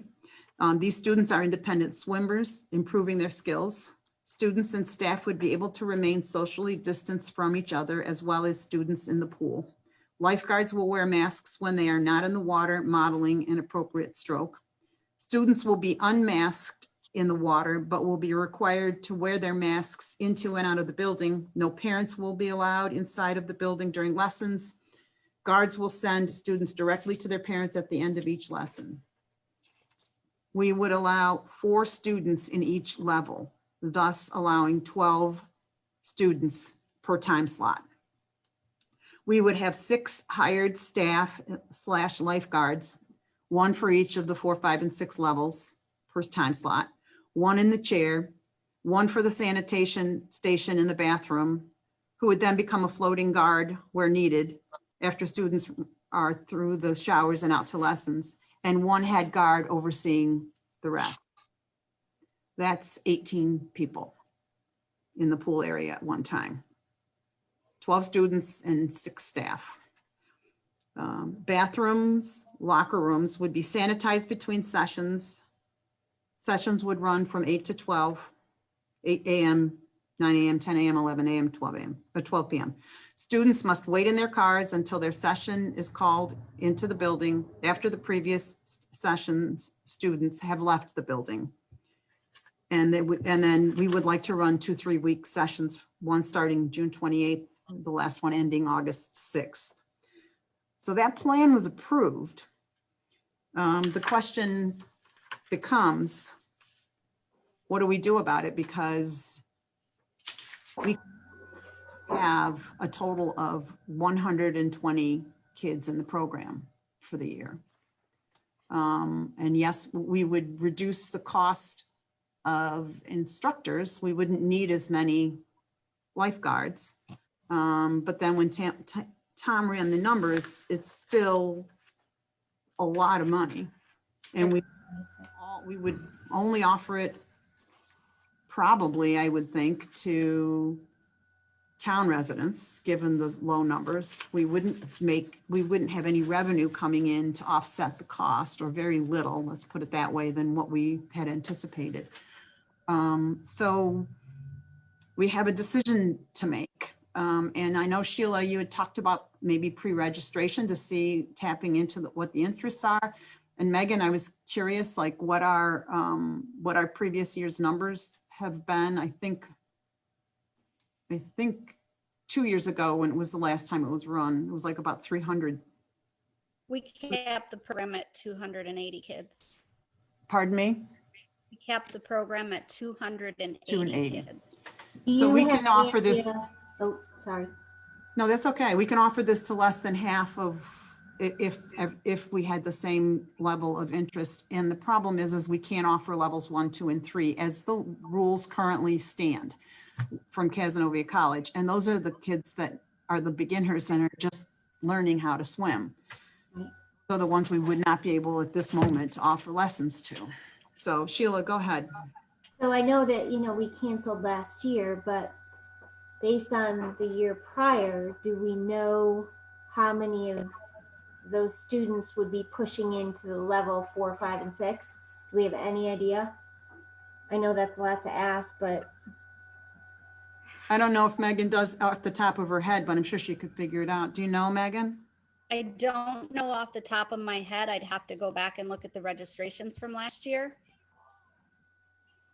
Because we did get people registering last year. I don't think we had nearly the numbers. Right. No, we didn't have a full program. And then the other piece to add to this is, what if they change the restrictions? What if they loosen them which just puts us in a very a difficult position of trying to figure out, well, could we offer more? What if you have to tell lifeguards, I can't give you a position right now, and then they find another job? And we don't have the lifeguards to offer the other levels. And I think, Megan, you said you had a good slate of like lined up this year. Yes, I have a bunch of my aides that went and got their lifeguard certifications this year, so they're ready to go. So it's very, I mean, the program costs usually about $32,000. We were expecting when we did the budget, we were expecting to try and recoup about 15 or 16,000 of it, if I recall correctly, but that's with charging in-town residents. And then we changed it to a suggested fee. So that's a big question mark as to what we would see from town residents as far as any kind of covering of any swim lesson costs. So, but the adjusted number, if we did just 3 levels, is still over $21,000, and that's about $175 a kid, I think, Tom. Yes. Yeah. Yes, a child, and which is significantly more than 2 years ago, which I think was about $100 a kid. So there's just a lot of, and this is not an easy decision because I am truly torn. I don't know which way to go. So Megan, if you want to weigh in on this, board members, I mean, I don't know what we should do. I don't like that we can't offer the lower levels because I feel like if we had a choice, I would rather offer those lessons than and have to forego the older kids who maybe have already got something under their belt.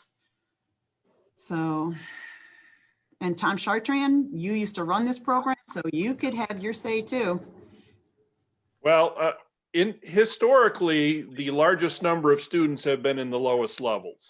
The upper levels are usually less populated than the lower levels. I remember sometimes we'd have 2 groups of 1s or 2 groups of 2s in the lower levels.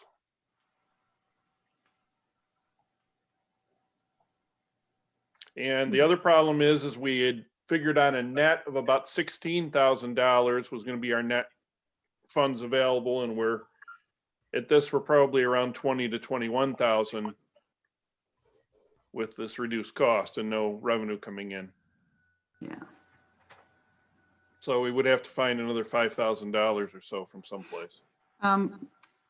I do have a question of the board. Does anyone think, I don't know if there's anybody on here, either Facebook or Zoom.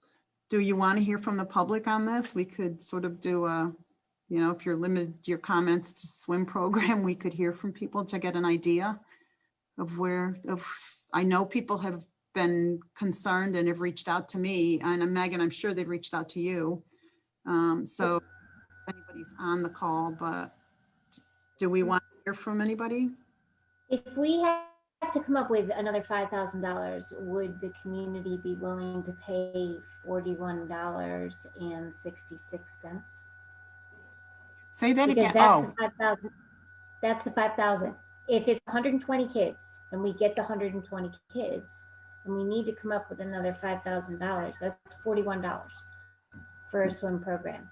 That I'm pretty sure years ago, 2 years ago maybe, or a year ago, we talked about it, and I had done a little bit of research, and any program is like $250. So I don't know. I'm just throwing it out there. I know. I don't know either. I don't know what the answer is. I don't either. I want to see the whole program go. It's just right now we have to, I guess, decide. That's 5,000. You got to come up with it. I don't know. With the maybe we put out a community questionnaire. I don't know. So and then here's the other piece of it that really makes it difficult is if they loosen the COVID restrictions and we haven't registered kids in level 1, 2, and 3 because right now we can't. I mean, we thought about it, Megan and I, but then we realized it would have to be one-on-one in those groups because they can't swim independently. You know, have to be, and it's just, you can't And their rule is if you're within 6 feet, you have to mask. And how do you teach a kid to blow bubbles or put their head, even their face in the water? You can't. You can't. As You a can't. former water safety instructor, you can't. You have to No. you have to coax them into trying to get their face in the water, and told you just them. can't do that with a mask on. So No. it's really, I don't know if Veronica, are there any No. comments that we maybe would be helpful? Looks like there's just a couple of Facebook comments. I'm just checking Zoom right now. I don't think there's anything. Yeah, I mean, I know it's not, we don't normally take public comment, but this is just such a hard decision. And I mean, I know it's So the Facebook comments are from Allie Brainer. We would be very interested paying $40 per kid. Sarah McGuire Compo says some is better than none at all. And Compo suggested having the mother in the water with them. Well, the problem with that is then you're taking up one of those 18 spots and you're going to reduce the number of kids that can be in there. That's fine. But the problem with that is you're taking up one of those 8 spots and you're kids that be in there. That's fine. But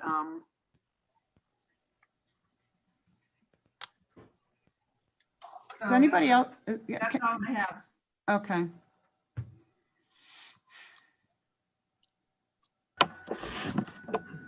It's hard. Yeah. Well, and I appreciate whoever offered to pay because again, you got to like represent everybody's interests here. And there are I mean, I don't know what, I'm so sure that some people don't think it's worth the spending of all of this money for a very few number of kids. And on the other hand, there are kids that need swimming lessons. So Right. Won't get it if they don't do this. yeah, so I don't know what the answer is, but, and I don't know, do you think we have enough time to do pre-registration, Megan? Do you think we could like see what we get? Like, how much interest is there? Maybe ask a couple questions. Are you willing to pay? You know, just get some feedback. And I'm sure, Veronica, you could help us maybe put something on Facebook and us like we do with the food distribution on the website. We could maybe direct people to the website to weigh in. Mm-hmm. The $41 might be the answer. But who's paying that? Is that you talking about the public? Yeah. Yeah. I think Sheila had it wrapped up for the direction to go in, yes.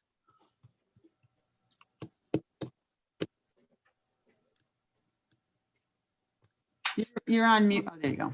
Yeah, if Megan is going to take that time, you know, obviously Megan is putting a lot into it. I think Megan should be compensated for the time that she's putting into it right now to try to help us figure this out. That's how I feel.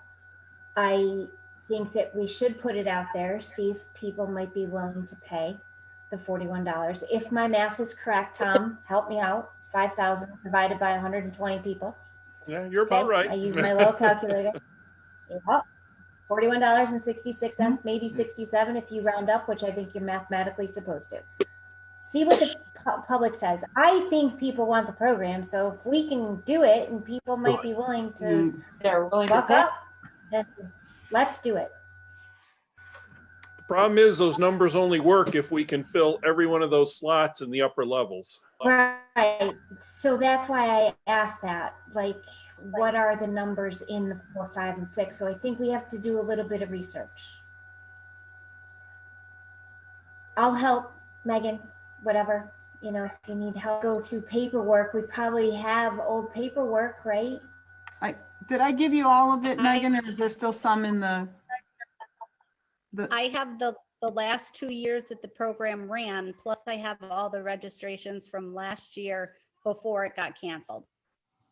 Okay, so what if Veronica could put something up on the website I don't know how to do it. I'd have to think about it logistically, but we could put something up where somebody answered, yes, I want to be in, or email Nikki. I don't know if Nikki wants to do that. I don't know if they want to email Megan, try to figure it out where they say, yep, I'm interested. I'd like to be in 4, 5, or 6, or I have 4 kids and they all want to do 4, 5, and 6. However we figure it out, maybe we just try to rush it.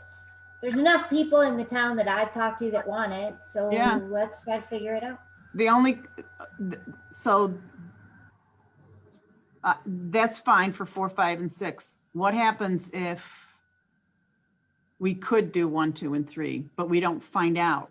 They don't let us know. They don't change their rules till May, June. I don't know when, but late in the game. Then what do we do? Do we just 4, 5, and 6, or what, Judy?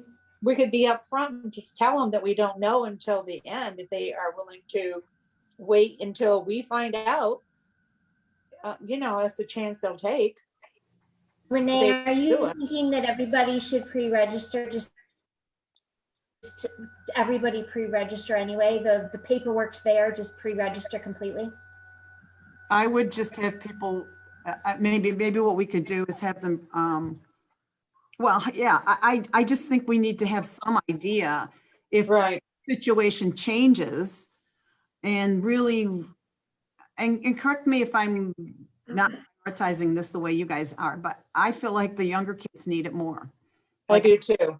If we could flip it, I would rather have the 1, 2, and 3 levels be able to do it. But even if we could do it all, I don't know how far out we can hold. I guess, Megan, what do you think? Can we well, I guess some of it's going to depend on what people are willing to do.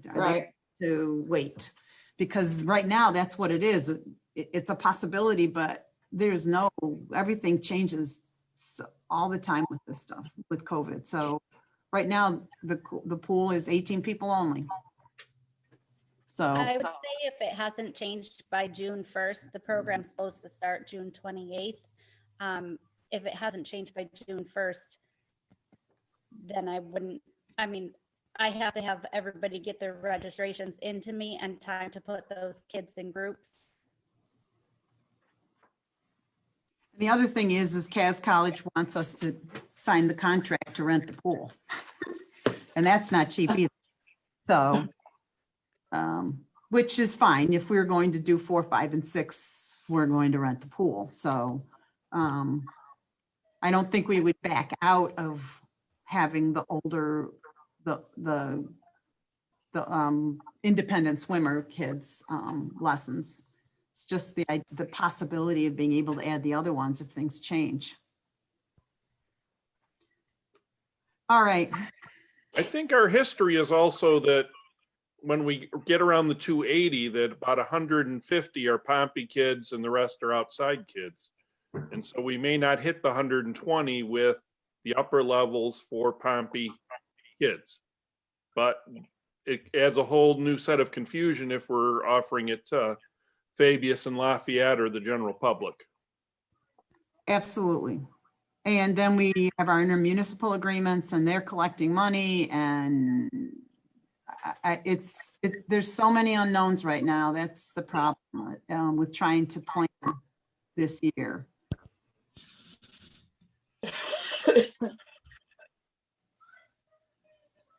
And I mean, we don't have to limit it to Pompey kids. I just figured with the limited number of kids we can offer it to, that it should be Pompey kids first. Right. You can open it up to anybody. Pompey kids have always gotten first choice, and then the other kids are filled in afterwards. You can still open it all. We could still do what, Megan?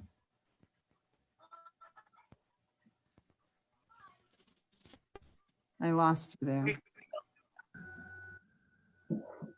You could open it to all kids. Pompey kids just always had first choice. Sorry, can you hear me now? Yeah, now it can. If you open programs to all kids in surrounding areas, Pompey kids have always had first choice. We Right. fill them in the slot first, and then we add everybody else. Okay. So what I'm gathering from those of you who weighed in, let's offer 4, 5, and 6. We'll hold, are we going to, and we'll let anybody register, but then does that mean, Tom, we need to do the intermunicipal agreements with Lafayette and Fabius? And then play it by ear on whether or not the younger, so would we all levels registered? With the understanding that level 1, 2, and 3 right now is not available? I don't know how, I mean, I don't know how many people would sign up for that, although there aren't very many alternatives to swim lessons. One suggestion via Facebook is that you take all registrations and just let them know that there are some restrictions and that you won't know closer till whatever your cutoff date is, June 1, which ones are going to be held. It's, you know, it is COVID times, and yeah, you're lucky you're going to be having a program at all. Renee, we've been getting a lot of these calls in the last week. Yeah, at the office, and I've been waiting because it's really, I'm not, you know, I wasn't sure what to tell people. I just keep saying, I'm under the impression, you know, we're trying, but it's, you can tell there's a lot of interest because the phone rings a lot of people saying, you know, whether, is this happening? Is this not happening? Yeah, they had a program canceled last year, so I'm sure there's. So why don't we put something on the registration form in big bold print at the top, Megan, about the Subject to change. yeah, that this is the situation and that we can't guarantee anything, Yeah. but we'll take names and numbers, registrations, and we'll do the best we can to accommodate as many kids as we can. Was that Makes sense. the plan? Okay. Yes. So Yes. Megan, you can, let's tweak the form. I think, Tom, we need some intermunicipal agreement forms. I think you got those. I don't have updated ones, but I can work on them. Well, if you want to send it to me or to Tim, we can do it. Well, actually, I should probably get Megan's that shows what your plans are first and adjust them to the other towns. Oh, to make okay. more sense. Yeah, then For the let's registration forms, but I can get the intermunicipal agreement, the underlying agreements ready to send it to you and Tim quickly. Okay, so can we use the same registration form for all 3 places? Well, the only confusion has been is that The cost. the price Right. tag on it. We'll figure it out. Let's not take up, those are logistics. We'll figure that out. We'll, Megan, you and I will work on the form. Let's get that done. We might want to do different forms, though, for the out of, you know, and then just let, especially the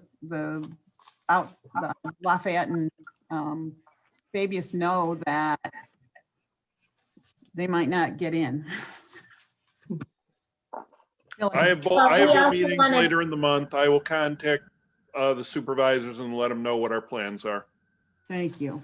We also have to make sure we get 120 people at the level 4, 5, and 6 for the $41 charge. That's like. Oh, okay. And so what if we don't? Right. So that's what I'm saying. We should just have everybody register right now. I think we should do that. You know, it's a lot of work, but it's the only way to sustain it correctly. Yeah. I agree with you on that. The only thing I'm thinking is, do we want to call it registration? Because then you're expecting a payment, and like, I don't know if you just want to take. Well, yeah. Get their information that they're interested. Just names and numbers at this point, and what levels and how many kids and things like that. Maybe term it a pre-registration with final paperwork to follow. Yeah. Yeah, that's it. We'll play with that. Okay. Okay, that was not easy, but everybody, yeah. Okay, I did. Bob, do you have anything? I'm so sorry. You were at the end of the page. I went right to swim program. No, that's fine. No, to date, we've got 28 permits for this year. We've collected $5,280 for those permits. We've got 4 new houses going up and 7 additions. So there's a lot of growth Okay, coming in the community. okay. Yeah, and if anybody's following the real estate market, checking out Pompey Properties, they're doing pretty well. Yeah. So, okay. COVID restrictions at the town hall. I gave the board members a quote because this is, and the reason that the JCAP grant and authorizing the AV equipment purchases here is because if we can get the AV equipment installed and properly working and have audio that works here, we can start to like have in meetings again with COVID restrictions, but we can still at least do it and still continue to live stream. We've just had so much more participation with live streaming that I hate to go back to just in-person meetings, especially when we've still got some distancing restrictions. So board members, I gave you the quote from Dan Bender, which is just, it's actually $4,809.92 for a system that I just want you to know, I sat down with Dan and the judges because this is a justice court grant. And we went through what all of our needs are for the meeting room. And that's how we came up with these items, which will allow us to really move this meeting room to a whole nother level. We can get rid of the PowerPoint projector and the screen, and we'll go to TV monitors and a whole console of controls that you can do right from where I'm sitting. So it will allow so much more participation, better participation. Everybody can see things, hear things. So I'm wondering if you would authorize this purchase from Dan. The only proviso is that there will be some installation charges that will not be covered by the JCAP grant because they'll have to come and install the system, but all of the costs of the system itself will be paid for with this grant. Make a motion that Dan Bender gets the 480992. I'll second it. Carl, you beat me. Wow, I was tell gonna you, do it. You cannot beat him. He is quick. I know. Every once in a while, Ann gets him. Any I'm discussion? so excited about this. I know. And you get a lot of credit. You've And been, the JCAP grant. Thank you. I know. Yeah. Any discussion other than exuberance? All those in favor? Aye. Bye. Opposed? Motion carried. I am going to see if Dan can get this project started this month. The only thing I will not do is use our next board meeting as a test case. We need to make sure the whole or we go live with it. But once it starts to work, I think it will really improve communication. Okay. About that. So Nikki and I have been trying to talk about traffic control or traffic flow in the town hall. And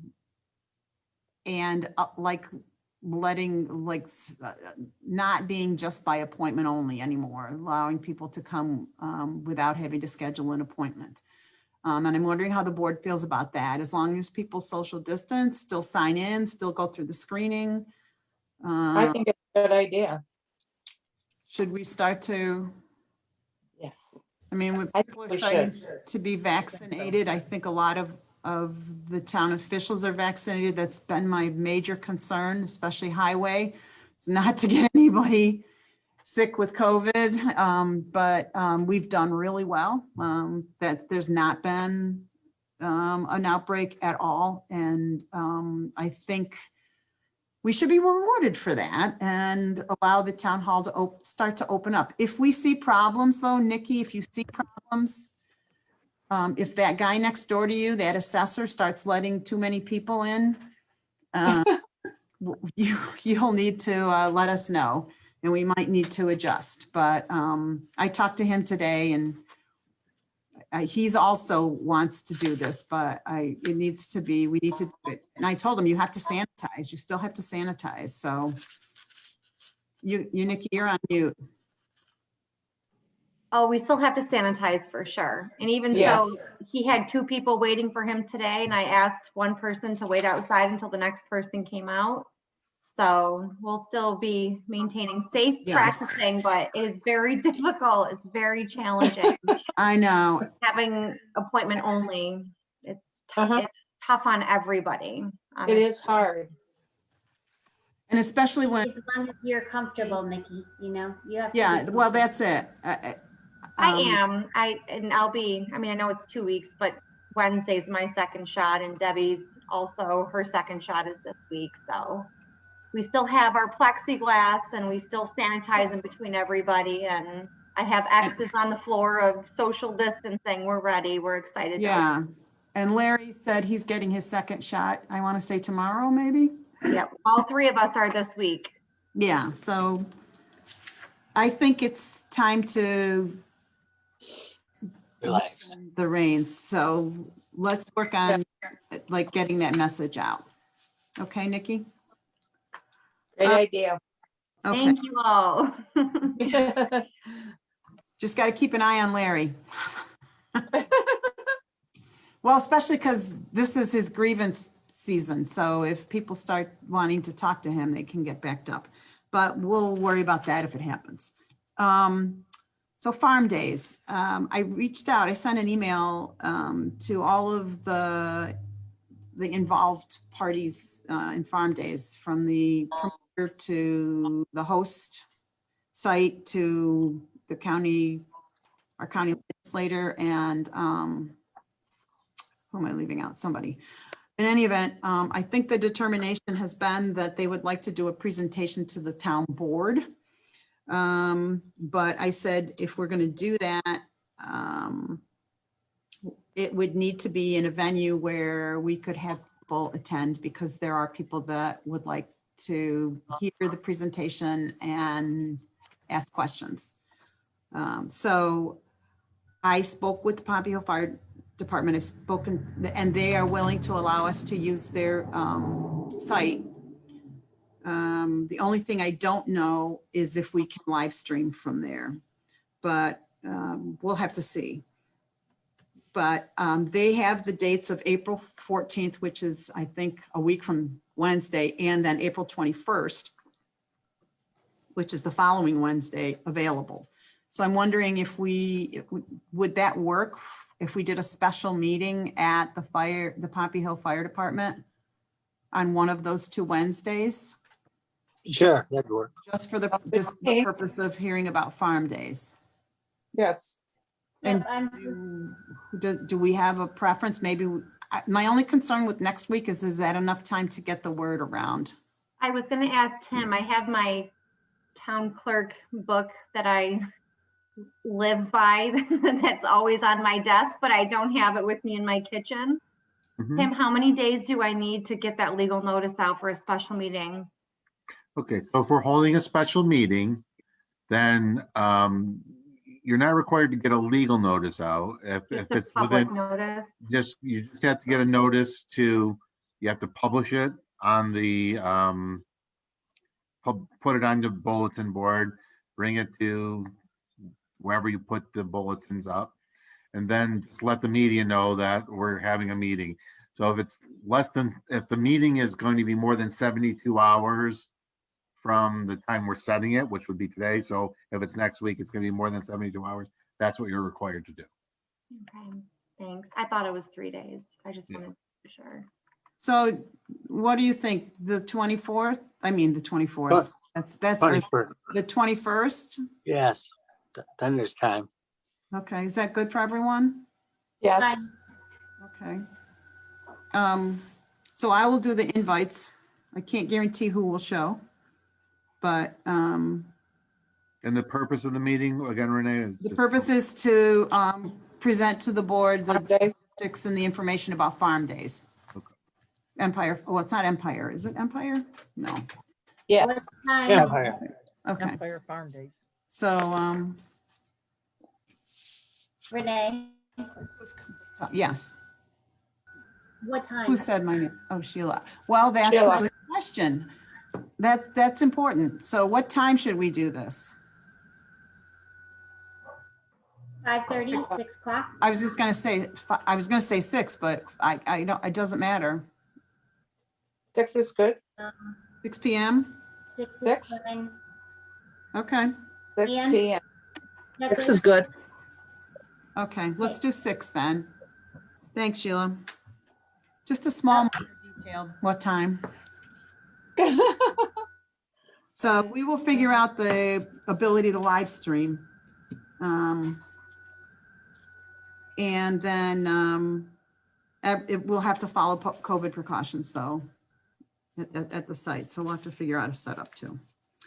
Okay, Carl, do you want to talk about the schoolhouse?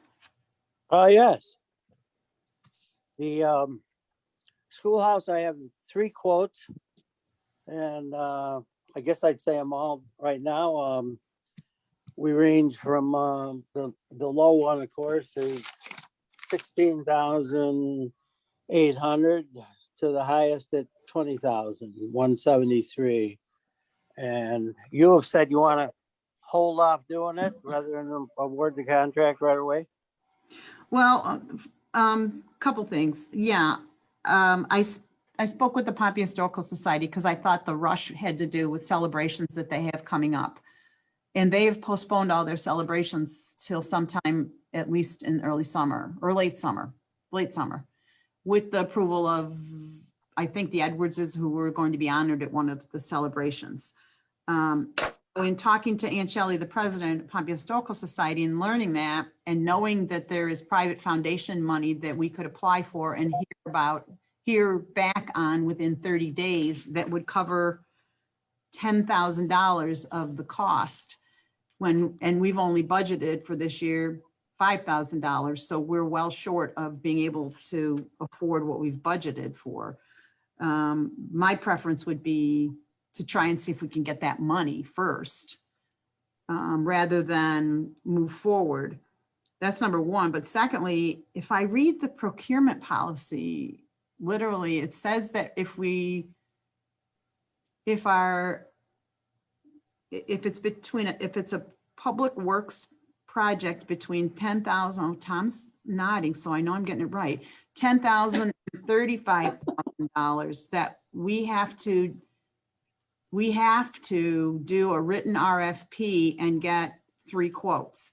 And I don't really think that I don't know if that's been done, Carl, and I just don't want to do anything that's not legit. So we might need I to. had them all, I showed them in person what needed to be done, and pretty much they all were told the same thing. Demo the front part, et cetera, and the 6 millimeter poly vapor barrier over the scrap cement, 2 inches of pea gravel, the I-beams, existing perimeter, and support with concrete footings. 2x10 floor joist, 10 inches on center, 3/4 inch subflooring covered with 3/4 by 4 tongue and groove southern pine flooring, and match with stain to the best of ability. Yes, that's what they were all told about. Okay. So, but it wasn't okay. I don't want to get technical about it. I just want to make sure we're doing it properly, that we have an RFP and I know we have 3 quotes. And I think the RFP is done to ensure that everybody does get the same information. So I guess my question to Tim and Tom would be, is this okay? Or should we, or should we, I don't really want to redo it, but I also want to make sure that we don't have anybody come back at us. Nate, is it quotes or bids? Because I don't have the procurement one in It front of would me. be quotes below 35,000. Okay. You don't have the procurement policy in front? What's the procurement policy? I It have it in says- front of me. Thank Okay. you. I had it, but I left it home. So it reads, all estimated public works contracts of less than 35,000 but greater than 10,000 require a written RFP and fax or hard copy proposals from not less than 3 contractors.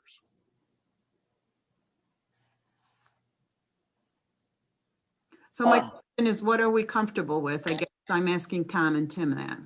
Well, Renee, can't Dennis or Carl just, write that up, send it out to the 3 contractors so they all have it, let them sign it and send it back to you? Let them sign it.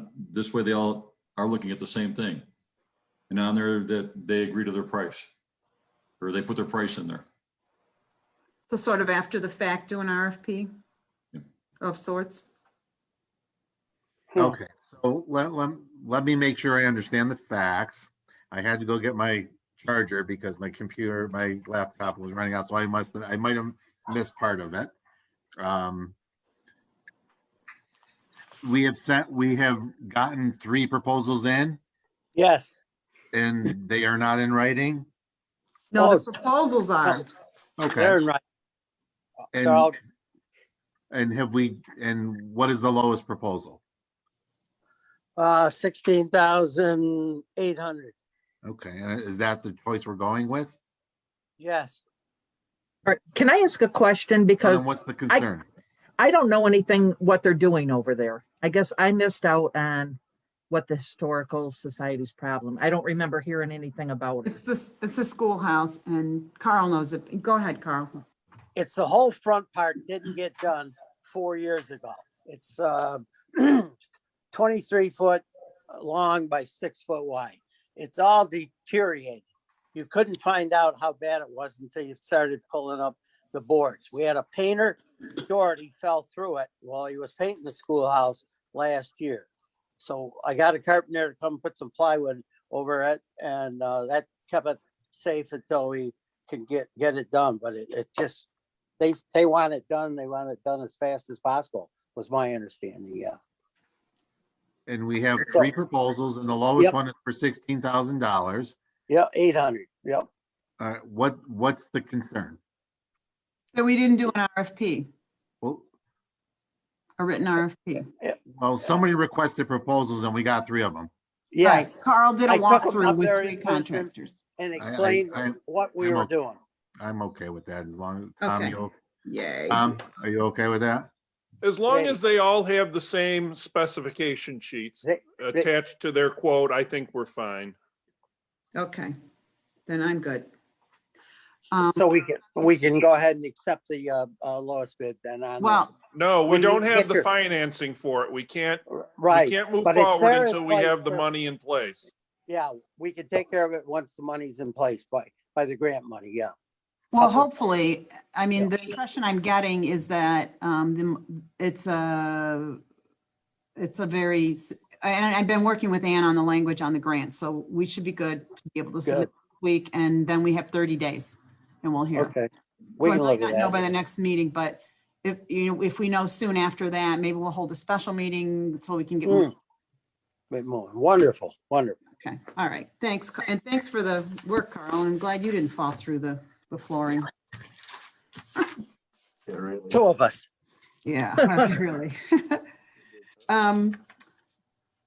So old business from my report, I just want the board to know that I did apply for the multimodal funding, which is some state aid that comes through Assemblyman Sturpey's office for $100,000 to offset the costs of paving in the Spruce Ridge development, which is supposed to take place this year. I've heard back from Assemblyman Sturpey that I guess the gates have reopened as far as taking these applications, but I don't have a clue. Tom Purcell, I'm sort of you. I don't have a clue exactly how long this takes, and I'm sure if it's a state, it's not going to be short, but we'll see. It's not going to be like the SAM grant application where we know it's going to be 2 years down the road. As far as the $200,000 sewer consolidation lease funding that's available, this Friday, I know Sheila's part of this meeting, and is it Tom Purcell? Yes. We're meeting with WEP, which is Water Environmental Protection. It's the county agency that's going to oversee that funding to figure out exactly what green infrastructure projects will fit. I've sent them a proposal of 4 different projects, and we'll see if any of them are appropriate. And if not, we'll see what they think is appropriate. But in any event, we'll put some people around the table and see if we can come up with something. Oh, I just wanted to tell everyone that our town's insurance, we were expecting a 3 to 4% increase in our liability coverage. We're actually getting an 8% decrease, which, which is a nice little surprise. We do have also, and I think you saw the bill, the board members, because we paid it. We're paying it. So we're saving about $3,500, and that just reflects the fact that we've been good with like not a lot of claims and not a lot of issues. So we get rewarded for that. So that's good news. Our cyber crime liability insurance went up a little bit, and I'm sort of curious as to why, and I'm going to look into it, but it might be because we needed to upgrade some of our IT systems here and our security for our IT, our internet and our computers. And we have just done that recently, and I'm hoping that that might make a difference. So I'll be speaking to them. Again, these are just reports from me. The work group on a special event permit, we've really backed off on the idea of a permit in favor of a checklist this year. So I drafted a checklist for that group's consideration. I've sent it to Tim as well because I sort of wanted him to review it. And the group will be meeting again to look at that checklist. And then hopefully next month I'll present it to the board for your consideration. And it's really meant to just make sure the I's are dotted and the T's are crossed, and to come alongside event providers to make sure that they're doing what they should be doing and ensuring a safe and successful event. That's sort of how the group has decided to look at it at this point. Town health insurance is a monster. And I say that laughingly only because I'm now on option number 4. There is no good option. There is, the town is in the unfortunate position of being small. And we don't have a lot of leverage in the insurance world. I think that's probably fair to say, Tom. Yes. And so our options are limited. And one of the things that I am doing, I thought about it last week, Tom Purcell, but it snowed. I'm trying to get over to the highway garage to just speak to the employee. Most of the employees on our that participate in the plan are the highway garage. So to talk to them about the upcoming union negotiations that we'll enter into in August, and how I would like to be able to bring some of these providers in to explain to them what the options are, so that when we get to August and we're sitting down at the union table, we're not starting from square one. So that because I will guarantee you the issue will be health benefits at that point. If there's something else, that'll be a surprise, but other than that, I expect that we will be talking about health benefits. So my hope is that we can all, we can talk about the options, and so that people are informed when it comes time to make a decision on both sides. So I'm hoping to stop over, Tom. But when I see all the vehicles there, that doesn't mean anything to me, because that could mean you're all out somewhere. And I know you say that you take a break, so I'm going to try and hit you when you take a break. But that's my plan. I don't want to wait till August, board members, and then be thinking about it. I've been thinking about it all year since we signed that contract. And it has nothing to do with any particular individual that's getting health insurance. It has to do with our costs are high because we have very little bargaining power in the insurance world. And most small towns are in our boat.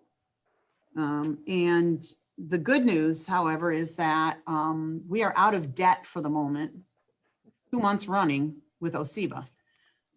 We've gone into the black, and that is huge for us. Maybe we can continue that way. We'll see what March numbers bring. But that's my update on insurance. I don't know if health insurance, does anybody on the board have a question? You guys good? Okay.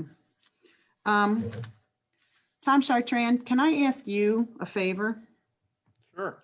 Can you give a little summary on the stimulus aid, the American Rescue Act? Can I put you on? I could do it, but I just realized I maybe should have put this on your part of the agenda. We are getting money. Yes.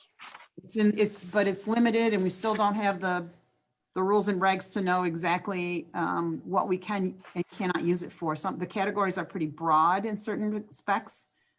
The county executive has told us to be creative, and I'm all about creative. So I would love to figure out ways to spend the money that we are being offered, but we have to come up with ways to spend it within the categories.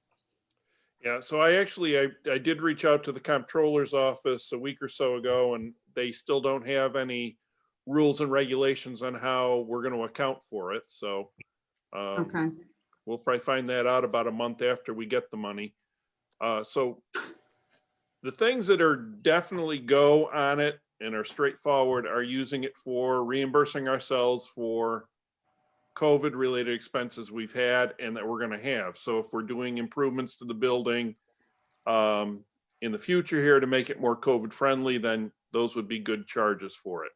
The other big ones are sewer and water projects. Those are a definite go that the money can be used for. The county during a meeting had said that they felt that drainage might be part of the sewer and the preservation of water, and that one would probably be a good use for that. So we might be able to apply some of it to our drainage problems in the north end of town. Other than that, there's been no real specifications that have come out in about the last 2 weeks. There's been no real concrete specifications coming out. So that's the best I know at this point. Yeah, I think that when that call we were on, because I was on it too, he talked about possibly setting up a small business loan program because it is stimulus money and trying to help small businesses. So I don't think we would run that ourselves. I've been talking to Tim about that. It would, if we did something like that, it would more be through an already established. The county has actually volunteered to help us if we want to run an IDA, run it through their IDA as a small business incentive program. But we have to kind of give them an idea of what we want to do, how much of our funding and what our specs are, and then they would work with us to try to come up with a plan for it. And the other category he mentioned, which is where the creative part comes in, is that it could potentially be used to support travel, tourism, and hospitality. And so that's where, who knows what that could encompass. It could, I asked him about beautification efforts in our hamlets, and he thought that that would be possibly an appropriate use. So we need to, so board members, town officials, think about this. There's the amount of money we're talking, $800,000. We will get the first half of that sometime this year. We have to spend it all by the end of 2024. So whatever you feel about the stimulus package, the fact that we have this kind of opportunity, which is probably a one-off, we're not going to see it again. If we can figure out how to take advantage of the money within the categories that is being offered, we could really, in the best way for the town. That's the thing we have to figure out, what's best for the town. So all public input is welcome as to ideas on how to do this. I have a lot of my own, but I think we'll eventually probably want to maybe tap a community group to help us think about it. I don't know, but everything's early right now. So, but thanks. I appreciate the information. I don't think we should spend anything until we have some real guidance on it. I'm not, no, I totally agree. You forget, you don't forget probably, but I come from the grant world. Anything until I know I've got it in my hands. So Yep. Absolutely. I took it upon myself, and I don't know if Tim had a chance to look at it, but to try and revise our fireworks permit, because it really was not, it was outdated. I don't think it's been probably revised since they updated the penal law. Because, so I tried to go through the provisions of 405 of the penal law as to what towns are required to get from the application, what applicants are required to provide to the town, I should put it that way, in order for them to get a permit, because without a permit, it's illegal. So I know I provided it to you guys in draft form. We don't have to act on it tonight if you're not ready. I don't even know, the only entity I know that does fireworks is the Pompey Hill Fire Department. They don't even know if they're gonna be able to hold their event this year. But I did think that it was appropriate when I went to look for the permit or the application and saw what's being used, that we should probably update it. So has everybody looked at it? Any thoughts? Yes. Tim, did you? I don't know what I know I did it over here.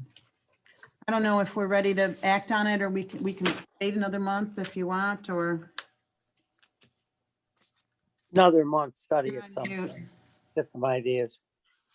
okay. Yeah, I'm looking at it as we speak, but. I All have right, not then looked let's at put it off. You get to the end of the agenda and you're like, I simply started the process of like revising it because it really was outdated.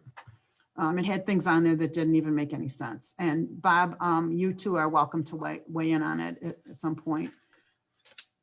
And then I've talked to Tom Chartrand about trying to do a town newsletter, because I don't think there's been one done here in a very, very long time, and there's been a lot going on. And so I've reached out to the different departments to ask for them to provide me with some articles that could go in there from their departments. And Tom gave me an idea of what it would cost to do a newsletter, which seems low to me, about $2,500 between postage and printing. That's my numbers from one of my other towns that does a lightweight newsletter, yes. Okay. So my real push to get one done is because of Earth Day, and I feel like that could really help get the word out, but I don't know if we're going to get it done in time. But I guess I don't know, is there a need to have the board approve spending money on a newsletter?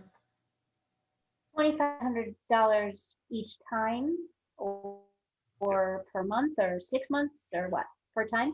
Each printing. Each printing. Each printing. Now, I don't think we're looking at anything more than at most twice a year. And that would be my Okay. thought. But, That would be most of our central printing budget at this point. So we don't have the budget for two of them. We might be able to squeeze one out this year. okay, well, I guess I would ask if the board would approve if we can get something together, spending money on a newsletter. I'd make that motion up to 2,500 for the first newsletter, yes. Second that? Judy seconded it. Any discussion? Renee, there's also potential for an email newsletter if you feel, which would be, That's great. If we That's a could, good idea. if we That can, saves us a lot of money. reduce that print cost if you want to start out with a print one and then transition to email. and you know, thanks, Veronica, because that's exactly what I was thinking we would include in the newsletter as well as on our website, a way for people to sign up to receive Mhm. electronic notifications or versions of things that we put out. I think And we could eliminate those people from the hard copies. And or just eliminate talk hard to Nikki about, I'm sorry. or just eliminate the hard copy altogether. Well, except that then you don't, there are people that don't get anything, like they read the newspaper, you know, they don't, that's where they get their news. So if Have email. coming in a mailbox, Well, Going on 3 hours. You'd still reduce your cost. yeah, because yeah. Then those people are, 10 people over here versus 150 over here. right. Get it by email. And I think that the platform that the website is built on has a email capability. Oh, would you look into that? Yes, I will. Please? Oh, that would be awesome. Okay. So it might not even be as much as that, but did we vote on that? No, we did not. Yes. Yeah, Carl, did. Oh. I Carl called the motion made a and Judy motion. seconded, but then Yeah. did we, We didn't vote. we haven't voted yet. We have No. All those in favor? Aye. Aye. Opposed? Motion carried. And believe it or not, other than public comment, that's the end. Woo. I knew it was going to be a long one. I'll make a motion to adjourn. Do we need to see if there's any public comment? So, Who said no? There's one comment in the Q&A or Yeah, there's a question. couple in the Zoom. All right, so the question is from Greg at Hurley, and he wants to know about farms who are under the New York State farmland protection easement or those applying for it. Does the New York State law allow tier 3 solar farms to be placed on those lands? I am not an expert in that area at all, in terms of farm protection easements. And I'm aware of the farm protection for the exemption from taxation. And if that's what I'm not sure if that's what you're referring to, Greg. There's a set of rules that they would be governed under, and whether or not they have a solar farm on their property or lease a solar farm on the property, whether that jeopardizes their exemption, their farm exemption, would really, I don't know the answer to that. It'd be up to them. It'd be between them and the ags and markets to determine whether or not that would, whether that would jeopardize their farm exemption. But I'm not sure what he's talking about by the farmland protection easement. Carl, do you know? Well, there's several farm protection areas. One of them's Finger Lakes, but how the answer to the question, that's up to you. That would be up to the farmer, the person who's got the exemption. Well, to answer Greg's question, I'm not sure what the right answer is. Yeah, Several people have farmland protections, reduces their taxes right down to Right. diddly spot. right. But they're getting that exemption for reasons. They have to use their land for, or restrict with the use of the land for something. And whether solar Correct. farm is part of that, I don't Stay know. in agriculture forever. Right. And I don't know, and I don't know if solar farms are considered agriculture. I don't think they are. And I think that would jeopardize their exemption. But I don't know that for sure. I can look it up. See. I don't know if he's referring to the Farmland Preservation Trust, like through New York State, where you give up your rights to develop in exchange for the breaks on your taxes. And Right. if that's what he's talking about, I would absolutely, and Tim, I don't know anything about this either, but I would absolutely think that that's something that you would have to pursue with the State Farmland Preservation Trust people to find out where that stands. Maybe there is law on it. I don't know.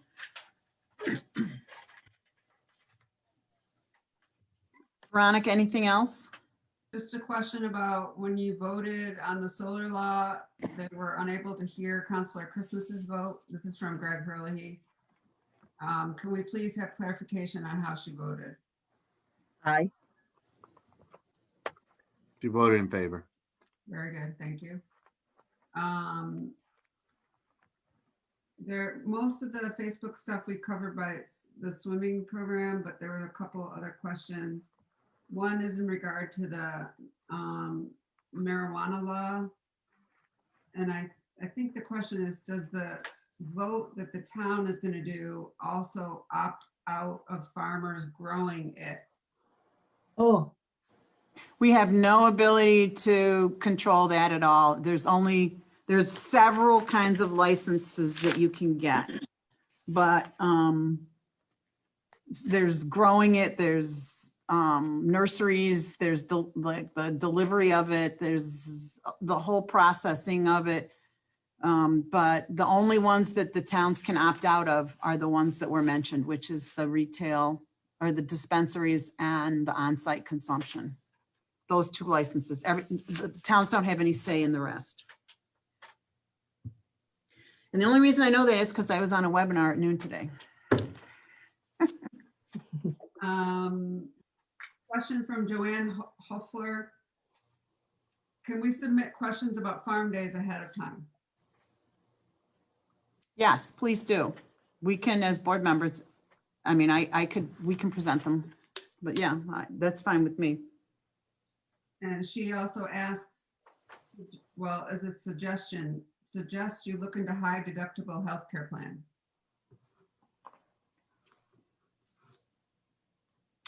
Okay, yeah, we could. I know, yeah. That's gonna be hard on the participants in a plan though, because you have to, I think the whole idea is you gotta, if I recall correctly, when I had the option, you have to expend some exorbitant amount up front, like $8,000. Tom, I don't know how much you know about those, but it's a lot up front before you can even start to get any coverage. Yeah, I believe one of the ones the Teamsters gave us a presentation on was an HRA, probably a health reimbursement account, which is where it's a high deductible insurance, but there's a cash portion of it that covers that deductible. Well, it's certainly something to look into. So thanks, Joanne. I'm not taking that lightly because it's not an easy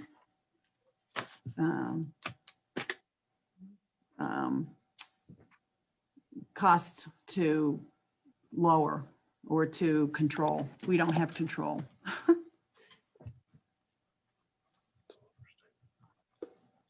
And I think that's it. Okay. Okay, Sheila, now. Yeah. second, Make a motion to adjourn. You second. seconded it. All those in favor, thanks for sticking with me, you guys. I appreciate it. Bye. Okay, Bye. Bye, everybody. Oh, Veronica, you good? yeah. Okay. All Good night, right. everyone. Good night. Thanks, Tim. Bye. Bye. Hi, Annie.